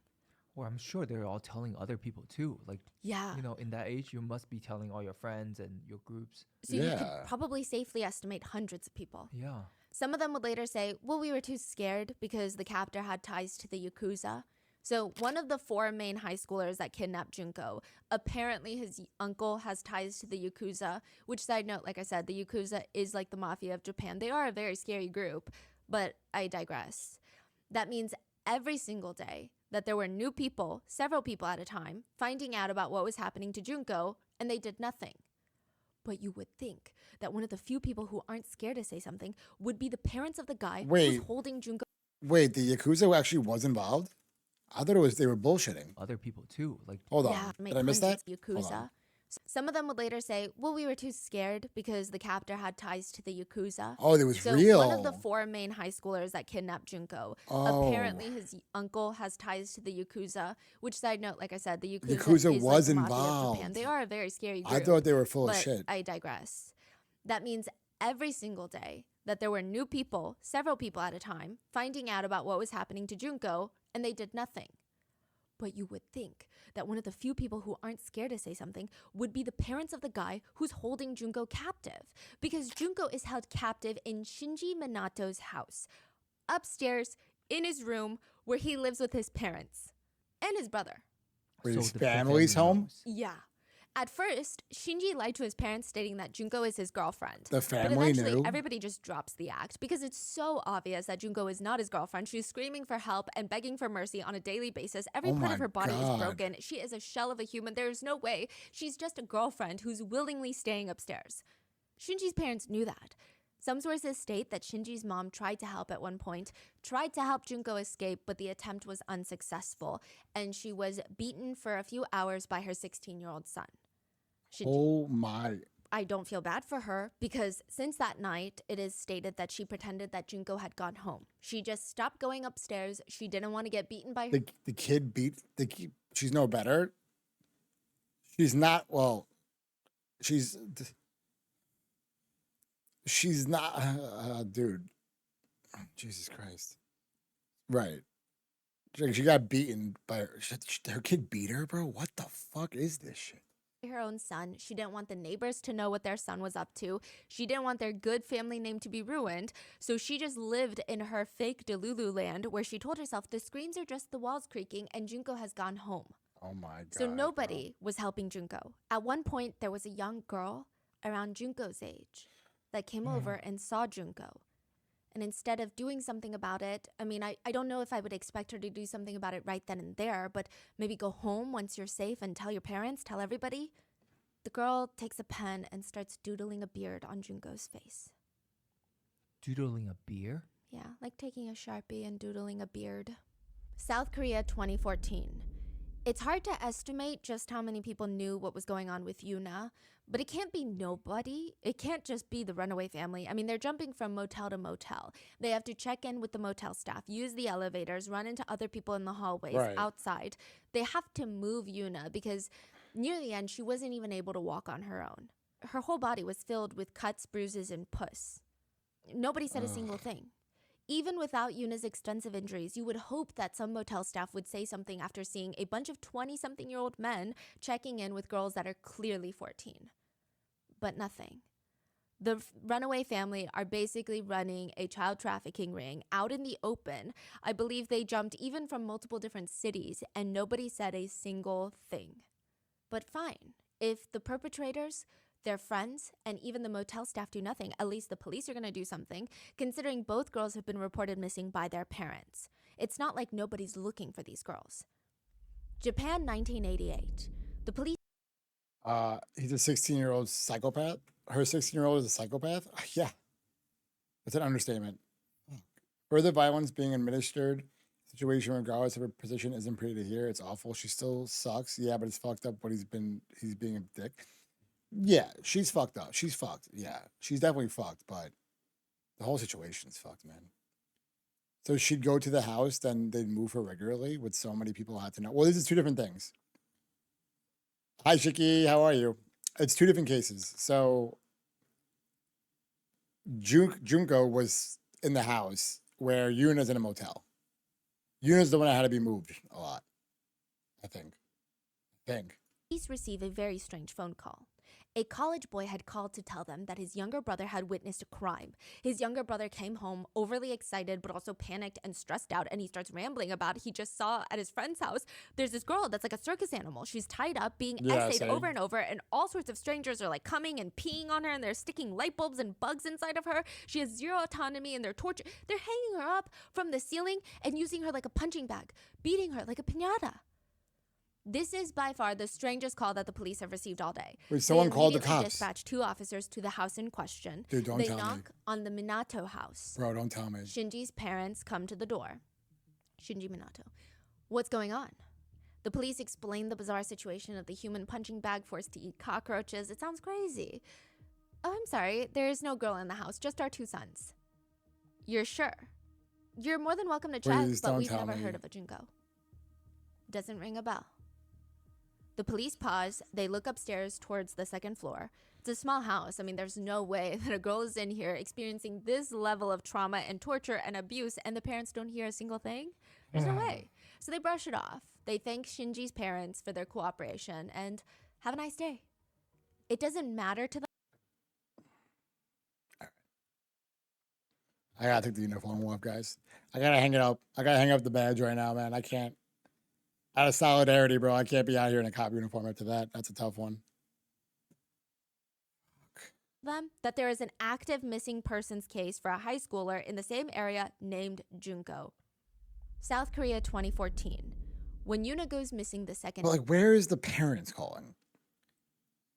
Right? Like, if the parents have been calling the cops, like, where's my daughter? Where's my daughter? Where's my daughter? And then all of a sudden you get a call about this. Hey, they're at this house. It would put it together. But if that's the first call in 40 days or whatever that the cops got, it doesn't make what the cops did better. Jesus Christ. But I'm saying, like, how is it the first call? Why did the parents not fucking call first? What? I don't. Time when she disappears from church. The police do not consider Yuna a high priority missing persons case. Honestly, just like Junko's case, they're just lazy. They kept trying to bounce Yuna's dad off to other police officers. It's not my jurisdiction. It's not our jurisdiction. You gotta call these people. To show you how lazy they were, Yuna went missing from church, where there are lots of CCTV cameras at this church. If they just played through the footage, they would see that Yuna did not walk out on her own. She was effectively dragged out by these 2 girls. Her body language is screaming that something's not right here. She does not want to leave.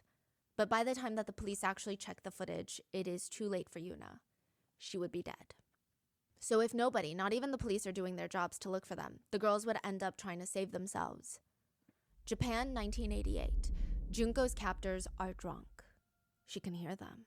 They went from being belligerent, well, which isn't really... They're prioritizing something else, the superficial peace within their home that is in front of their eyes over the morally and ethically correct things. Yeah, but Jesus fuck. I fell asleep against my will when I got home. Oh, that's the best kind of sleep. I love those sleeps. Unless when it's sometime I want to stay awake, but when you're so tired, I love that. It doesn't happen that often, but when it happens, it's really nice. Sober, but they're starting to snore. This would be her only chance. All of them are drunk. They didn't tie her up. They knew that she was so badly injured that there's no way she can get to a phone. The only working phone happened to be on the first floor, all the way downstairs. They didn't think she was going to get there. So Junko starts crawling all the way downstairs. It takes her a very long time considering her injuries, and she finally makes it all the way down, reaches for the phone, dials emergency services. The phone finally picks up. What is your emergency? But right at that moment, she feels a hand closing over her mouth. No way. She turns to her side, and one of the captors is there with his finger up to his mouth. Shh. He grabs the phone. Sorry, my sister just misdialed by accident. He hangs up and drags her all the way back up. Ugh. She had just been caught. South Korea 2014. Yuna knew it was her only chance. The motel staff are clearly not doing anything, and the police weren't coming to save her anytime soon. The only phones that were Yeah, it's crazy that the in motel didn't room call. were in everybody's pockets, and they had disconnected the motel landline. But one of them had left the laptop open and unlocked on the desk, and everybody else had fallen asleep. She could sign into her Facebook and send out her location, get help. It would just take a few quick clicks, that's it. She quietly drags herself over to the computer, glancing around the room. She gets up and starts clicking on the keys so slowly that it doesn't even make a noise. She likely is frustrated how long her email and password is for security reasons, but she's sitting there, key by key, slowly entering it in, and then finally she logs on. She uses the little trackpad to hover over, and then someone grabs her hair and slams her head back, and there is a hand gripping her throat. She had just been caught. Dude, it's so fucked up because, like, obviously we know how the story ends, but in my head, I'm still like, oh, hopefully she gets the, you know what I mean? Like, I'm like rooting for her, or both of them. And like, you know how it ends already. But like, I'm still sitting here like, oh, maybe she'll get the text out. Like, hopefully, like, as if, So she only locked out and didn't say anything. Yeah. Both girls would have to pay for trying to escape. Japan, 1988. Candle wax was how the captors decided to punish Junko. They tied her down and started running a candle up and down her body, burning her, dripping candle wax in the most painful places. They would hold her down and drip the candle wax onto her very thin eyelids and even into her eyes. They would drip it into her private regions and all the areas where she had exposed flesh and wounds. Exposed meaning not just a scrape where the skin had been scraped off, but muscles are showing likely. Jesus Christ. A lot of Junko's torture focused on her legs, whether it was so that she couldn't run or if it was because they liked to torture her private regions the most and her legs happened to be nearby. Right. She had such severe muscle damage that she could not even move her legs. They start dripping the candle wax onto her legs, but that's not doing it for them. So they grab lighter fluid, douse her legs with them, and light her legs on fire. Dude, this isn't a family house. That way she could not even try to crawl. The parents are downstairs. They held her down by her arms and legs, tied her up in a starfish shape on the ground. They grabbed dumbbells. They would stand over her and hold the dumbbells out about shoulder height and drop them onto her body, smashing her bones. Junko's hands, every finger bone, every hand bone was smashed to pieces. Not broken, but smashed. Her fingernails had shattered into little pieces, and she was no longer even able to grip anything, let alone a phone. They hung her from the ceiling and used her as a punching bag. They held her head down against concrete, and they would take turns using all their strength to jump as high as possible and land on her head. Her face was so swollen and smashed, you could not tell where her eyes were anymore. Junko was completely broken and fractured I in agree, every way possible. But she was still alive? Still alive. Yeah. South Korea 2014, 26 years later. Yuna was held down while one of the main captors, Lee, a 25-year-old man, would grab an electric fan. In the older motels, they have these older fans where the blades are more metal and they're exposed. So it's actually a bit more powerful, but it's not like your little plastic fans where you can stick your finger in and it stops the blades from running. It's pretty sharp. Like back in the days, the fans were metal, Yes, and they would hold her down. And they would run the blades and have it smash into her ribs over and over in the same spot. many of the sources that I found stated that she had either cracked or fractured ribs at this point from the metal blades of the fan. And in that state where her ribs are fractured, which is an injury that people say even it just hurts to even breathe. It is such a sharp pain that is so severe and deep inside of you. It's so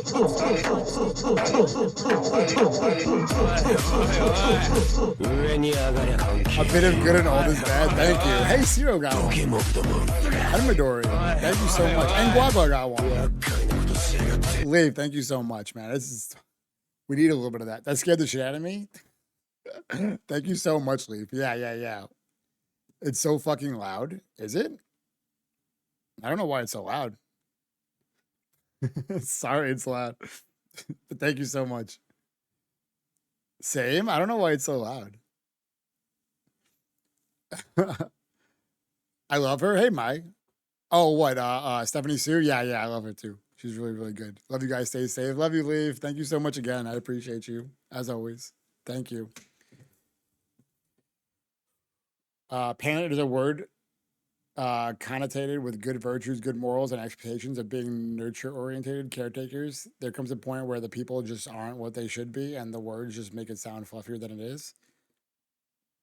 Well said, man. These aren't parents, man. It's fucking crazy that the kids are up. The kid is upstairs, dude. They're downstairs, man. The mom tried to help her escape. Like, I can't even.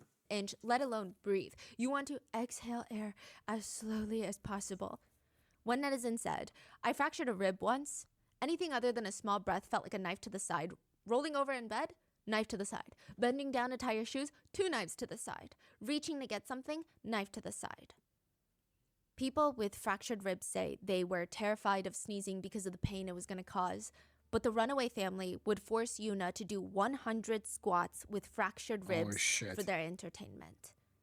She would be delirious from the pain and barely conscious from everything that was going on, and they would, in that state where she's not even there, they would force her to memorize multiplication charts, and if they would quiz her on math and she answered incorrectly, they would beat her more. She couldn't even think at that point with all the pain, I'm sure. Sounds like this group is more like having fun with mentally torturing her, like enjoying the process. Yeah, I would say that Junko's captors are just purely more more physical. sadistic. Yeah. This feels like sadistic bullies. Yeah, they are looking for entertainment. Yes. Yeah, it's definitely a difference. Whereas I think Junko's group, I'm sure they are getting a level of entertainment, but it seems more like they're getting off on the pain. But this group, for Yuna's case, they're getting off on the entertainment of pain. 100%. I know it's like such a slight difference, but it makes sense. So sick. Yeah. It makes sense. They would just keep beating her. Now, both girls' bodies, for example, Junko's injuries were a lot more extensive. I don't think that people call the Korean case the Junko case because of the extent of injuries per se, but because everything is so eerily similar. So I don't want to make it seem like, oh, this is the same amount of injury or physical pain. Both girls had sustained injuries that were really bad. Right, but Junko's is clearly worse, Near the end, neither of them could walk on their own. Neither of them could hold down food or even water without throwing it up immediately. They were both severely malnourished. Both groups of captors just kept going and coming up with more creative ways to torture their hostages. It almost becomes a sick game of who can torture them in the more creative, sadistic way possible. It seems like they become addicted to the pain that they are causing. I do think that every single one of these people in both cases are sick and twisted and would 1000% commit these crimes with or without their friend group. But I think the uniqueness, as they say, of the torture aspect, the acts of torture, was egged on by the group mentality, is what a lot of experts say, of wanting to outdo each other almost. Right. Oh, like that's all you could come up with? I'm way more creative. Which I hope nobody takes this as me excusing any of them or lessening the impact. No, of what obviously they did. not. I honestly think this just makes it worse. This is more sick. Poor a lot of girl. netizens were confused because obviously when it comes to sex crimes, it's never about the sex. It's about power. But Junko's captors were really excited to have a, quote, plaything ready at their disposal. They stated that they no longer found Junko attractive, so they had to go and find another one. They kidnap and start gang essaying another woman, a 19-year-old girl. What? In the runaway family case, the whole reason Kim even reached out to Yuna was so that they could sex traffic her. But now they had assaulted her to the extent that she could no longer work and make money. Right. It's just interesting. Now it's just a lot fun of at people this point point. out that both groups of captors, they kidnap the girls for a very specific reason, but they become overtaken by the sadistic torture. Mm-hmm. And the torture becomes the new motive. Japan, 1988. Junko had 5 fireworks. I've heard they say that the company makes the man, and when you're in a shitty company, you're a shitty person. Yo, that's kind of deep. But yeah, man. I think the girls with their nails done now. Hi, thank you so much for the raid. Welcome in, Raiders. If you guys don't know me, my name is Parody. I'm a glitchy vtuber. I'm the garden here in USC with my cat Rhyme, and we are watching Stephanie Sue videos. Right, Mango. Anyone from the Dear Heavens? Why was that also super loud? Is that loud too? Why is everything so loud? I don't know why my alerts is so loud. I'll lower them a little bit. I don't know why everything's coming in so loud. That's weird. Mr. Penguin, hi, welcome in. Yes, I don't know why it's so loud. I liked it. Yeah, it's so loud. I don't know why. I don't know why. I've been having to mess with stuff a lot. I don't know why everything's so loud. I'll try to. I don't know if it's alerts or whatever. But yeah, welcome in, Raiders. And Mai, thank you so much for the raid. How are you? How was your stream? Also, Raiders, we were watching some heavy Jimothy. Hi, Jimothy. Wait, I call my friend my friend Jimothy all the time. I love that. What's up, dude? Kotetsuna. Hi, welcome in, guys. Hi. We're watching some obviously serious topics. Korean version of 26 Days of Torture essay, and then Sealed in Concrete. So we're watching some like pretty rough stuff. So if that doesn't play towards you, if that's a little tough for you, I understand. And don't be expected to stay if it's the issue. But you're more than welcome to stay, of course. I played chill art game and cried on stream. Why'd you cry? You okay? I hope all's well. I have a couple friends that I only had, I think, two. Chaseathy, Jackathy. Yeah, I don't know. I feel like Jimothy works really good because of Timothy, obviously. Jims. Scary game? Yeah. Chat likes when I play scary games, but I don't play them that often. Placed inside of her. 1 in each ear, that makes 2. 1 in her mouth, that's 3. 2 in both of her private regions, and that's 5. Her captors would use fireworks to ground. Kotetsuna, thank you for the follow. Welcome, Curiosity. I appreciate it. Parathy? No, we're not doing Parathy. They put fireworks in her mouth, ears, privates. Oh, you do the Hori monitor thing? I never did that. Dude, your model looks so cool and handsome. I appreciate you, man. Thank you. Anime for Days. Hi, welcome in. Can I get a shout out for Anime for Days? What's up? Hi, how are you? I can't believe somebody who graces the front page of Twitch would honor me in my stream. Hi, Anime for Days. If you guys don't know her, do check her out. She's awesome. How are you? I'm doing okay. We're watching some real tough fucking content right now. So yeah. Of course. So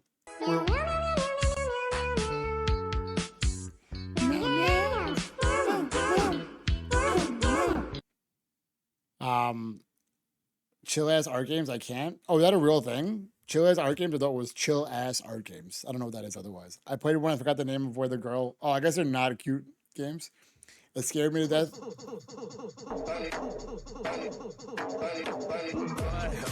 Is it less loud now, by the way? I was trying to do the high voice. Shut up. Leave, thank you so much for gifting us sub to Anime 4 Days. Oh, you guys know each other? Oh, you guys know each other? That rocks. Is it less loud? I tried to make it better. Go off inside of her. You're welcome. And You're they would welcome. let them explode. I don't have the medical knowledge to tell you exactly what injuries she would have sustained from that kind of torture, nor is there enough readily available research online. But better on the loudness? from Okay, it. you're welcome.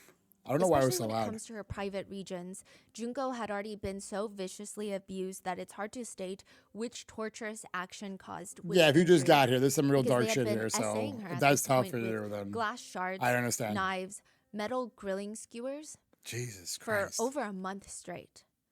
But as for the ones in her ears, the fireworks, her eardrums were busted from Of the course, fireworks. She was yeah. nearly deaf at this point. Jesus They Christ. placed fireworks in all of her orifices. Her captors also shoved sewing needles into her chest. They stabbed hundreds into her chest to the point where later on the autopsy showed there were no gaps in between the needles. They just kept shoving more and more, and then they would take turns punching her in the chest. They would leave the needles in there. South Korea. Dude, the fact that this poor girl is up there, you're telling me the parents of this household, there's fireworks going off in their upstairs room by their 16-year-old son with this girl being tortured, and they don't do anything about it. I can't accept that, dude. I can't accept that, dude. Poor girl. It's horrific, dude. I didn't know this one. So this is two different cases we're watching, basically, but they're very similar. The one you just heard was Junko Furuta, which was in Japan back in like 88. And we have a similar case in 2014 in South Korea. But they're both horrific. The girl in Japan got it worse, but they're both horrific. Jesus Christ, man. 2014. Yuna just wanted some water. She had a very high fever. Her body was giving up on her. Everything felt Yeah, she sore probably and has bruised infections and cut up, and stuff, she I'm cannot breathe. sure. She begs her captors, just give me one sip of water, just a little bit of water. Water? You think you have the right to ask for water? Lee, the main abuser, the 25-year-old captor, tells the girls, the high school girls, to run the kettle, boil some water. What? They're gonna make her drink Just do boiling it. water. They rush over to the kettle and they turn it on. When it's done boiling, Lee grabs it. He stands over Yuna's body, who is crawled up in a fetal position on the ground, and starts dripping scalding hot water near her. She flinches a little, she's terrified, and that gets him going. He gets closer and closer till he starts splattering the hot scalding water all over her arms, legs, thighs, face, every part of her body. She cannot even move. She's in so much pain, she's barely screaming either. She's just softly begging them to stop. But they don't.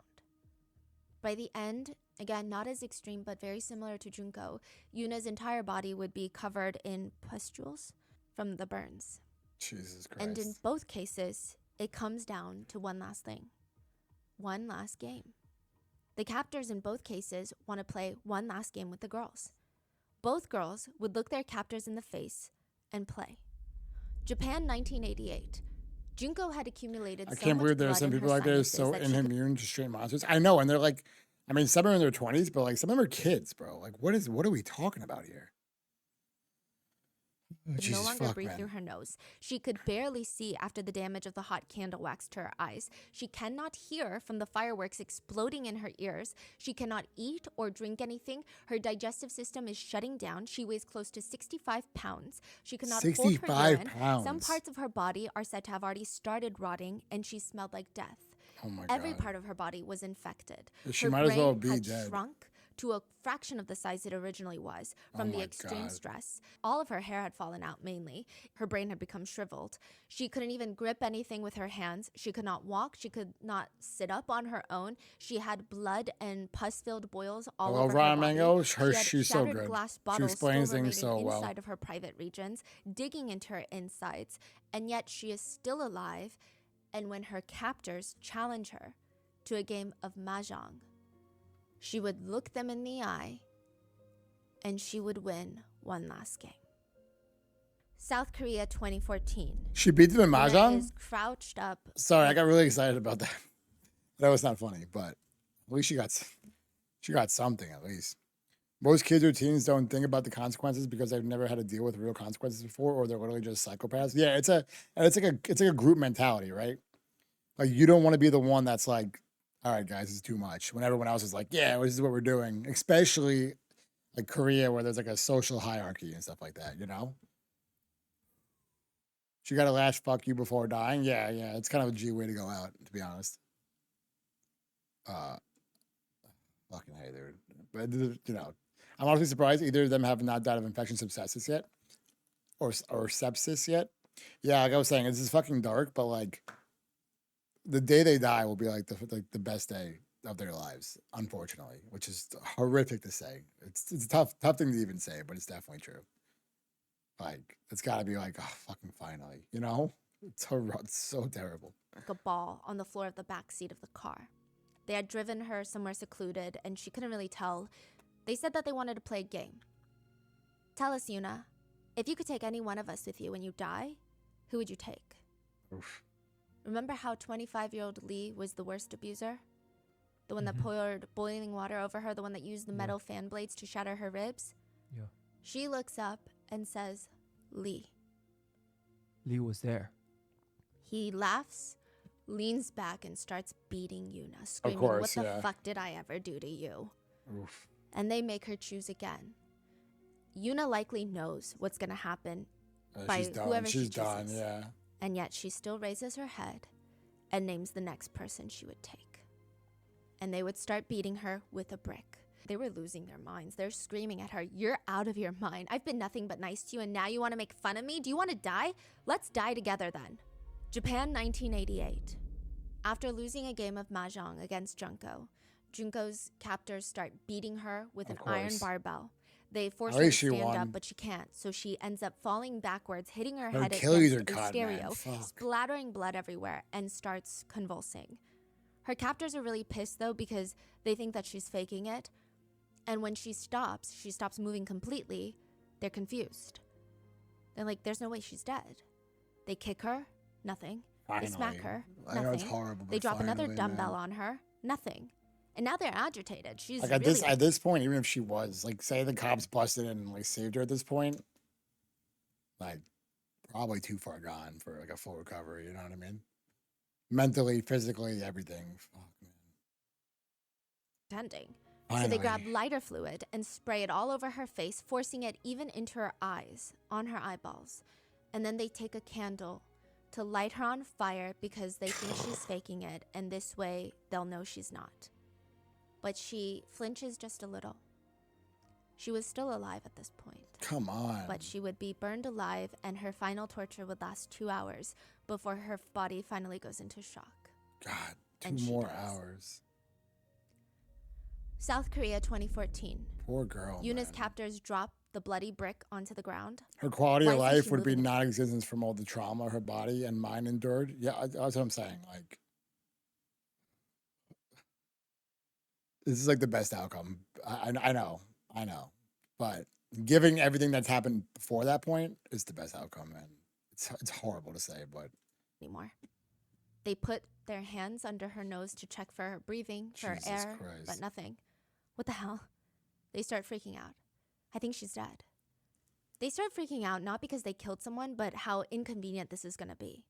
The captors drive to an isolated orchard. Using a shovel and a pickaxe, they start digging a human-sized hole in the ground, a grave. They throw Yuna's limp body in. Now, some sources speculate that she might have still been alive at this point. But before they cover her body, they pour gasoline all over her face in particular and throw a match in to light her on fire. They want her face to be completely unrecognizable. When her face is completely charred black, they put out the fire and cover her with soil. Within 26 days of first meeting the perpetrators, Yuna is dead. But fire is not enough. 26 years apart, both groups of captors have the same idea. They want to make the body disappear. But if that's not feasible, how do you make it seem like it disappears? Maybe you will hide it in plain sight. Japan, 1988. The captors place Junko's body into a 55-gallon oil drum and fill it to the brim with concrete. They want to hide the fact that the muscle in her entire body looks melted at this point. All of her organs appear to have burst and are shattered. Some organs were mangled beyond recognition. There were clear signs of forcible tooth extraction. Her lips were completely Tooth cut up extraction. and barely there. Most of her face bones were crushed. They thought the concrete would fully encase the extent of their crimes and would completely hide Junko's body so that they could move on, get away with murder. South Korea, 2014. The runaway family realized something. Orchards are not a great place to bury a body because it's the one place that people naturally dig. They want to plant new trees to produce fruits and vegetables. So that's the whole point of the orchard, no? So they go back to her grave, dig it back up, and they see Yuna's body there. Maggots crawling everywhere. And they grab the cement mixture and start pouring, filling and covering Yuna completely. Just cement into the ground. They think that if someone were to come and try to dig to plant a tree, they see cement, they're just going to give up and dig somewhere else. They thought the concrete would fully encase the extent of their crimes, would completely hide Yuna's body so that they could move on, getting That's away how you with know murder. we're dealing with fucking I adolescents. think one could argue that the crimes are similar, but not identical. But things start getting very strangely identical around the time of both groups' arrest. Japan, 1988. One of Junko's captors At least is they're arrested. arrested. Thank The you. police sit him down in the interrogation room and tell them, Ah. we know what you did. We know what you did to that girl. Thank God. Okay, so they start spazzing and tweaking the fuck out when she goes non-reactive from all the shit they did. Like her being hurt is a problem for them. When she's not allowed to be hurt, even if she gets attacked, her extreme discomfort and pain doesn't matter. Only their constant loop of attack, victim, repeat, being fulfilled. 100%. I think this clears something up for me. Like what? We know who you did it with, and we're gonna get you guys for it. He just opens his mouth, the captor, and starts confessing to everything that they did to Junko over the span of 44 days. And when he finally stops talking, when he's done telling the police everything that Junko had been through, they tell him, that's not what we were talking about. We didn't even know what? They had arrested him for the kidnapping and gang essay of the 19-year-old girl. The other Remember? girl. The other victim? Mm-hmm. South Korea, 2014.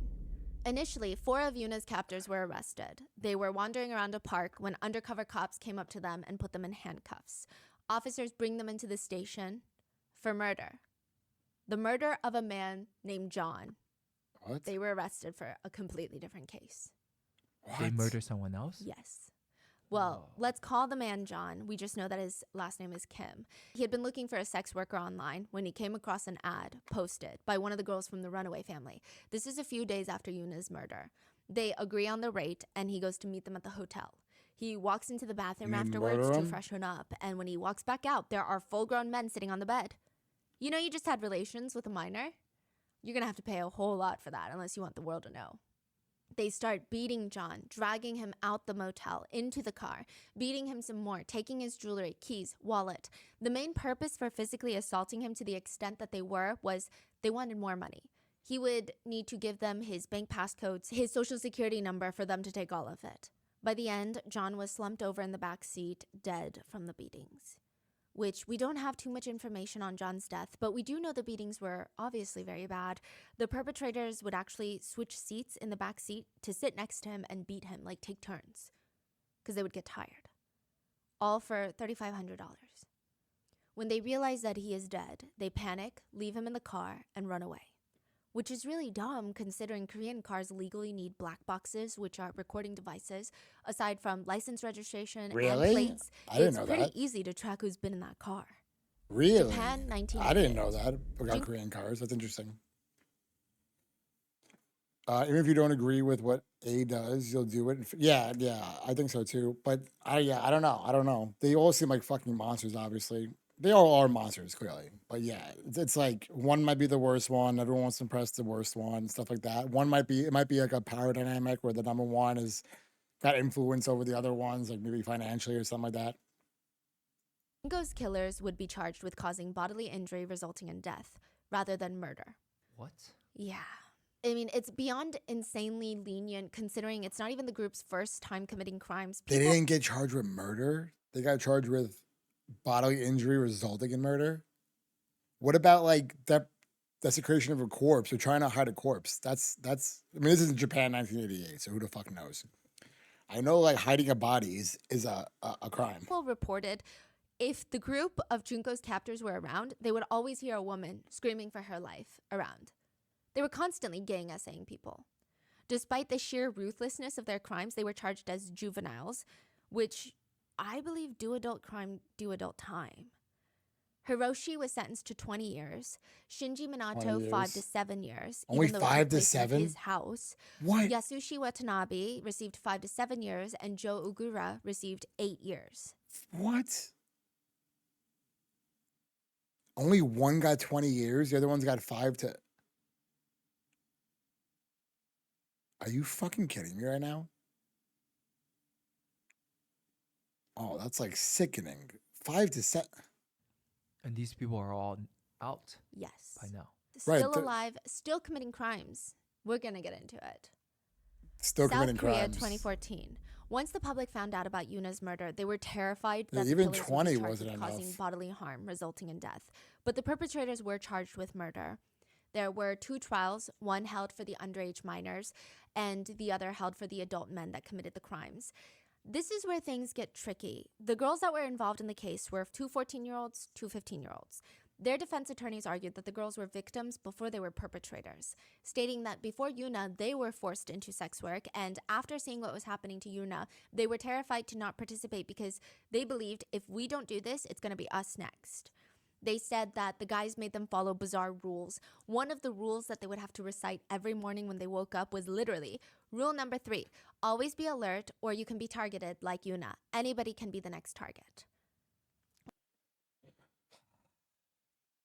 I don't know, man. That's tough. I don't know if I believe it. I don't know if I can believe it or not, but like, I don't know. What do you guys think? So we don't know the girl. It's not like the other case we watched where like we can see the kid and we can get an idea. Like we're just going off of spoken word. I don't know. I don't know. Like they were afraid that it would happen to them again, so they participated. Best way to get someone to do what you want them to do is use their weakness against them. For most people, their weakness is their families or the people they love. Right, that's what happened with the Yakuza girl. For others, it's money, and for people who do take advantage of people's weakness, do it for a sick, twisted sense of satisfaction. I was confused for a long while because some idiots who support that person tried to persuade me saying they're not that bad. How are they not that bad? And their logical shit stumped me understanding. Yes, they fucked up straight up despite what they're saying for a while. Man. Sorry, I had to scratch my eye. Man. Ultimately, the judge acknowledged that the girls were both perpetrators and victims, and the judge stated, it seems like the male accomplices were in a superior position physically Stockholm and syndrome, mentally right? because of the defendant's age and stature. They were I about missed 10 the years first one. younger, and the younger defendants must have felt I'll read it some after the fear watching the harsh acts committed by the male accomplices against the victim. But the judge argued that the girls still did nothing to try and help Yuna. They did not alert the authorities. They did not tell an adult. Even up until the last second, they did not do anything. The judge felt like, yes, the girls are victims, but they are also perpetrators. The girls were sentenced to around 6 to 9 years each. The second trial consisted of the adult men. Kim, the They got more boyfriend that time. lured Yuna to the motel, was actually not involved in the murder. He was consulted on how to mix the concrete. He gave them advice, but he was not there for most of the abuse or the killing. That's which I don't true. really think means anything. He knew what they were going to do to her. He knew that he was luring underage girls out of their homes. But Yeah, but legally speaking, like he's trafficking and stuff like that, but he wouldn't be. He can't he be was charged only for sentenced to murder. 5 years.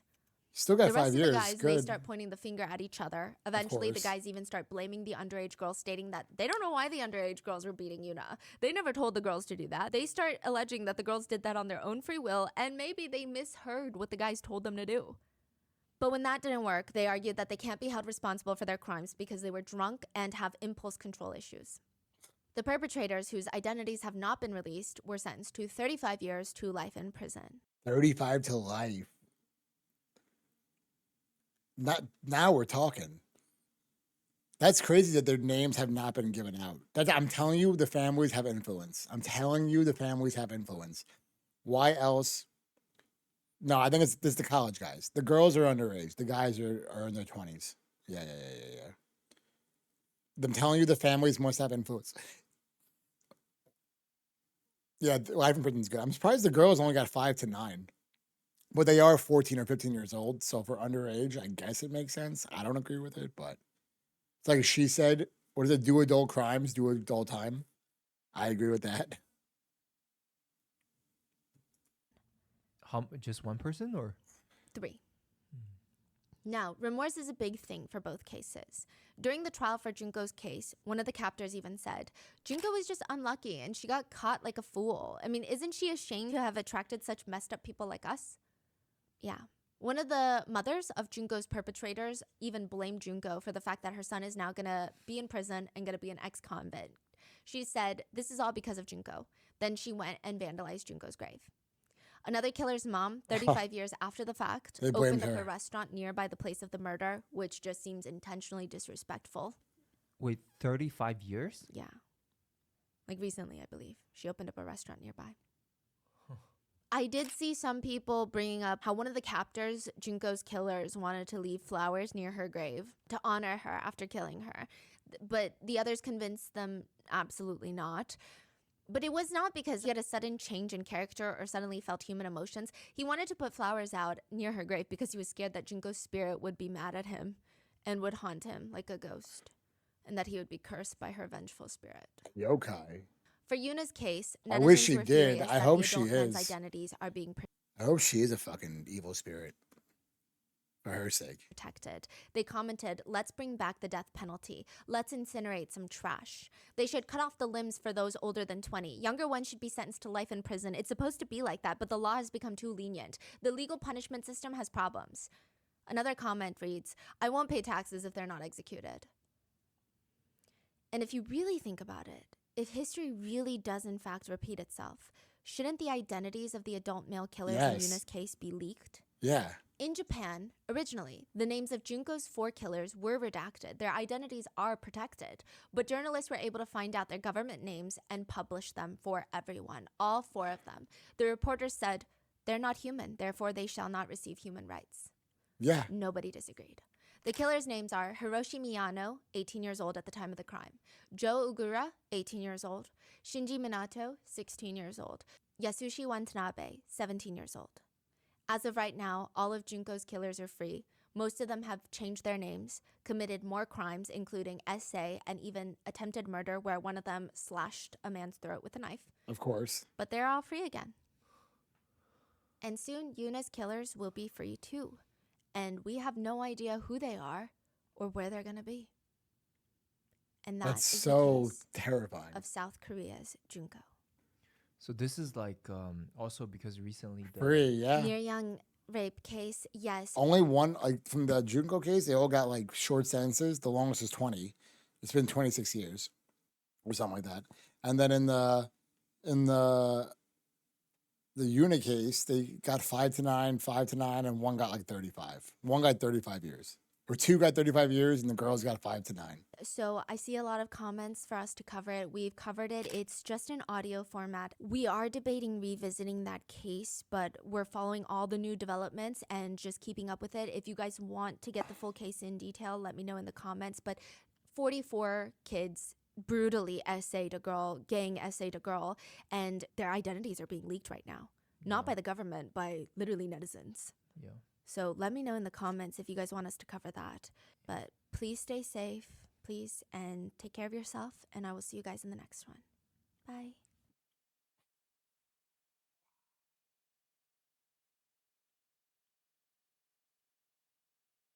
Sorry, I needed a second, dude.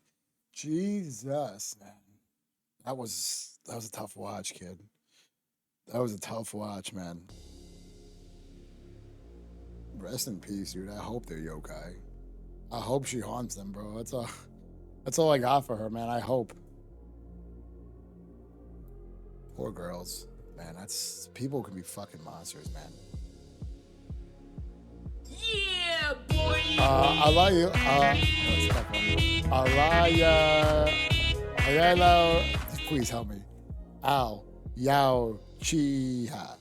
Alaya Chia. Alaya Chia. Thank you for the follow. Welcome to New City.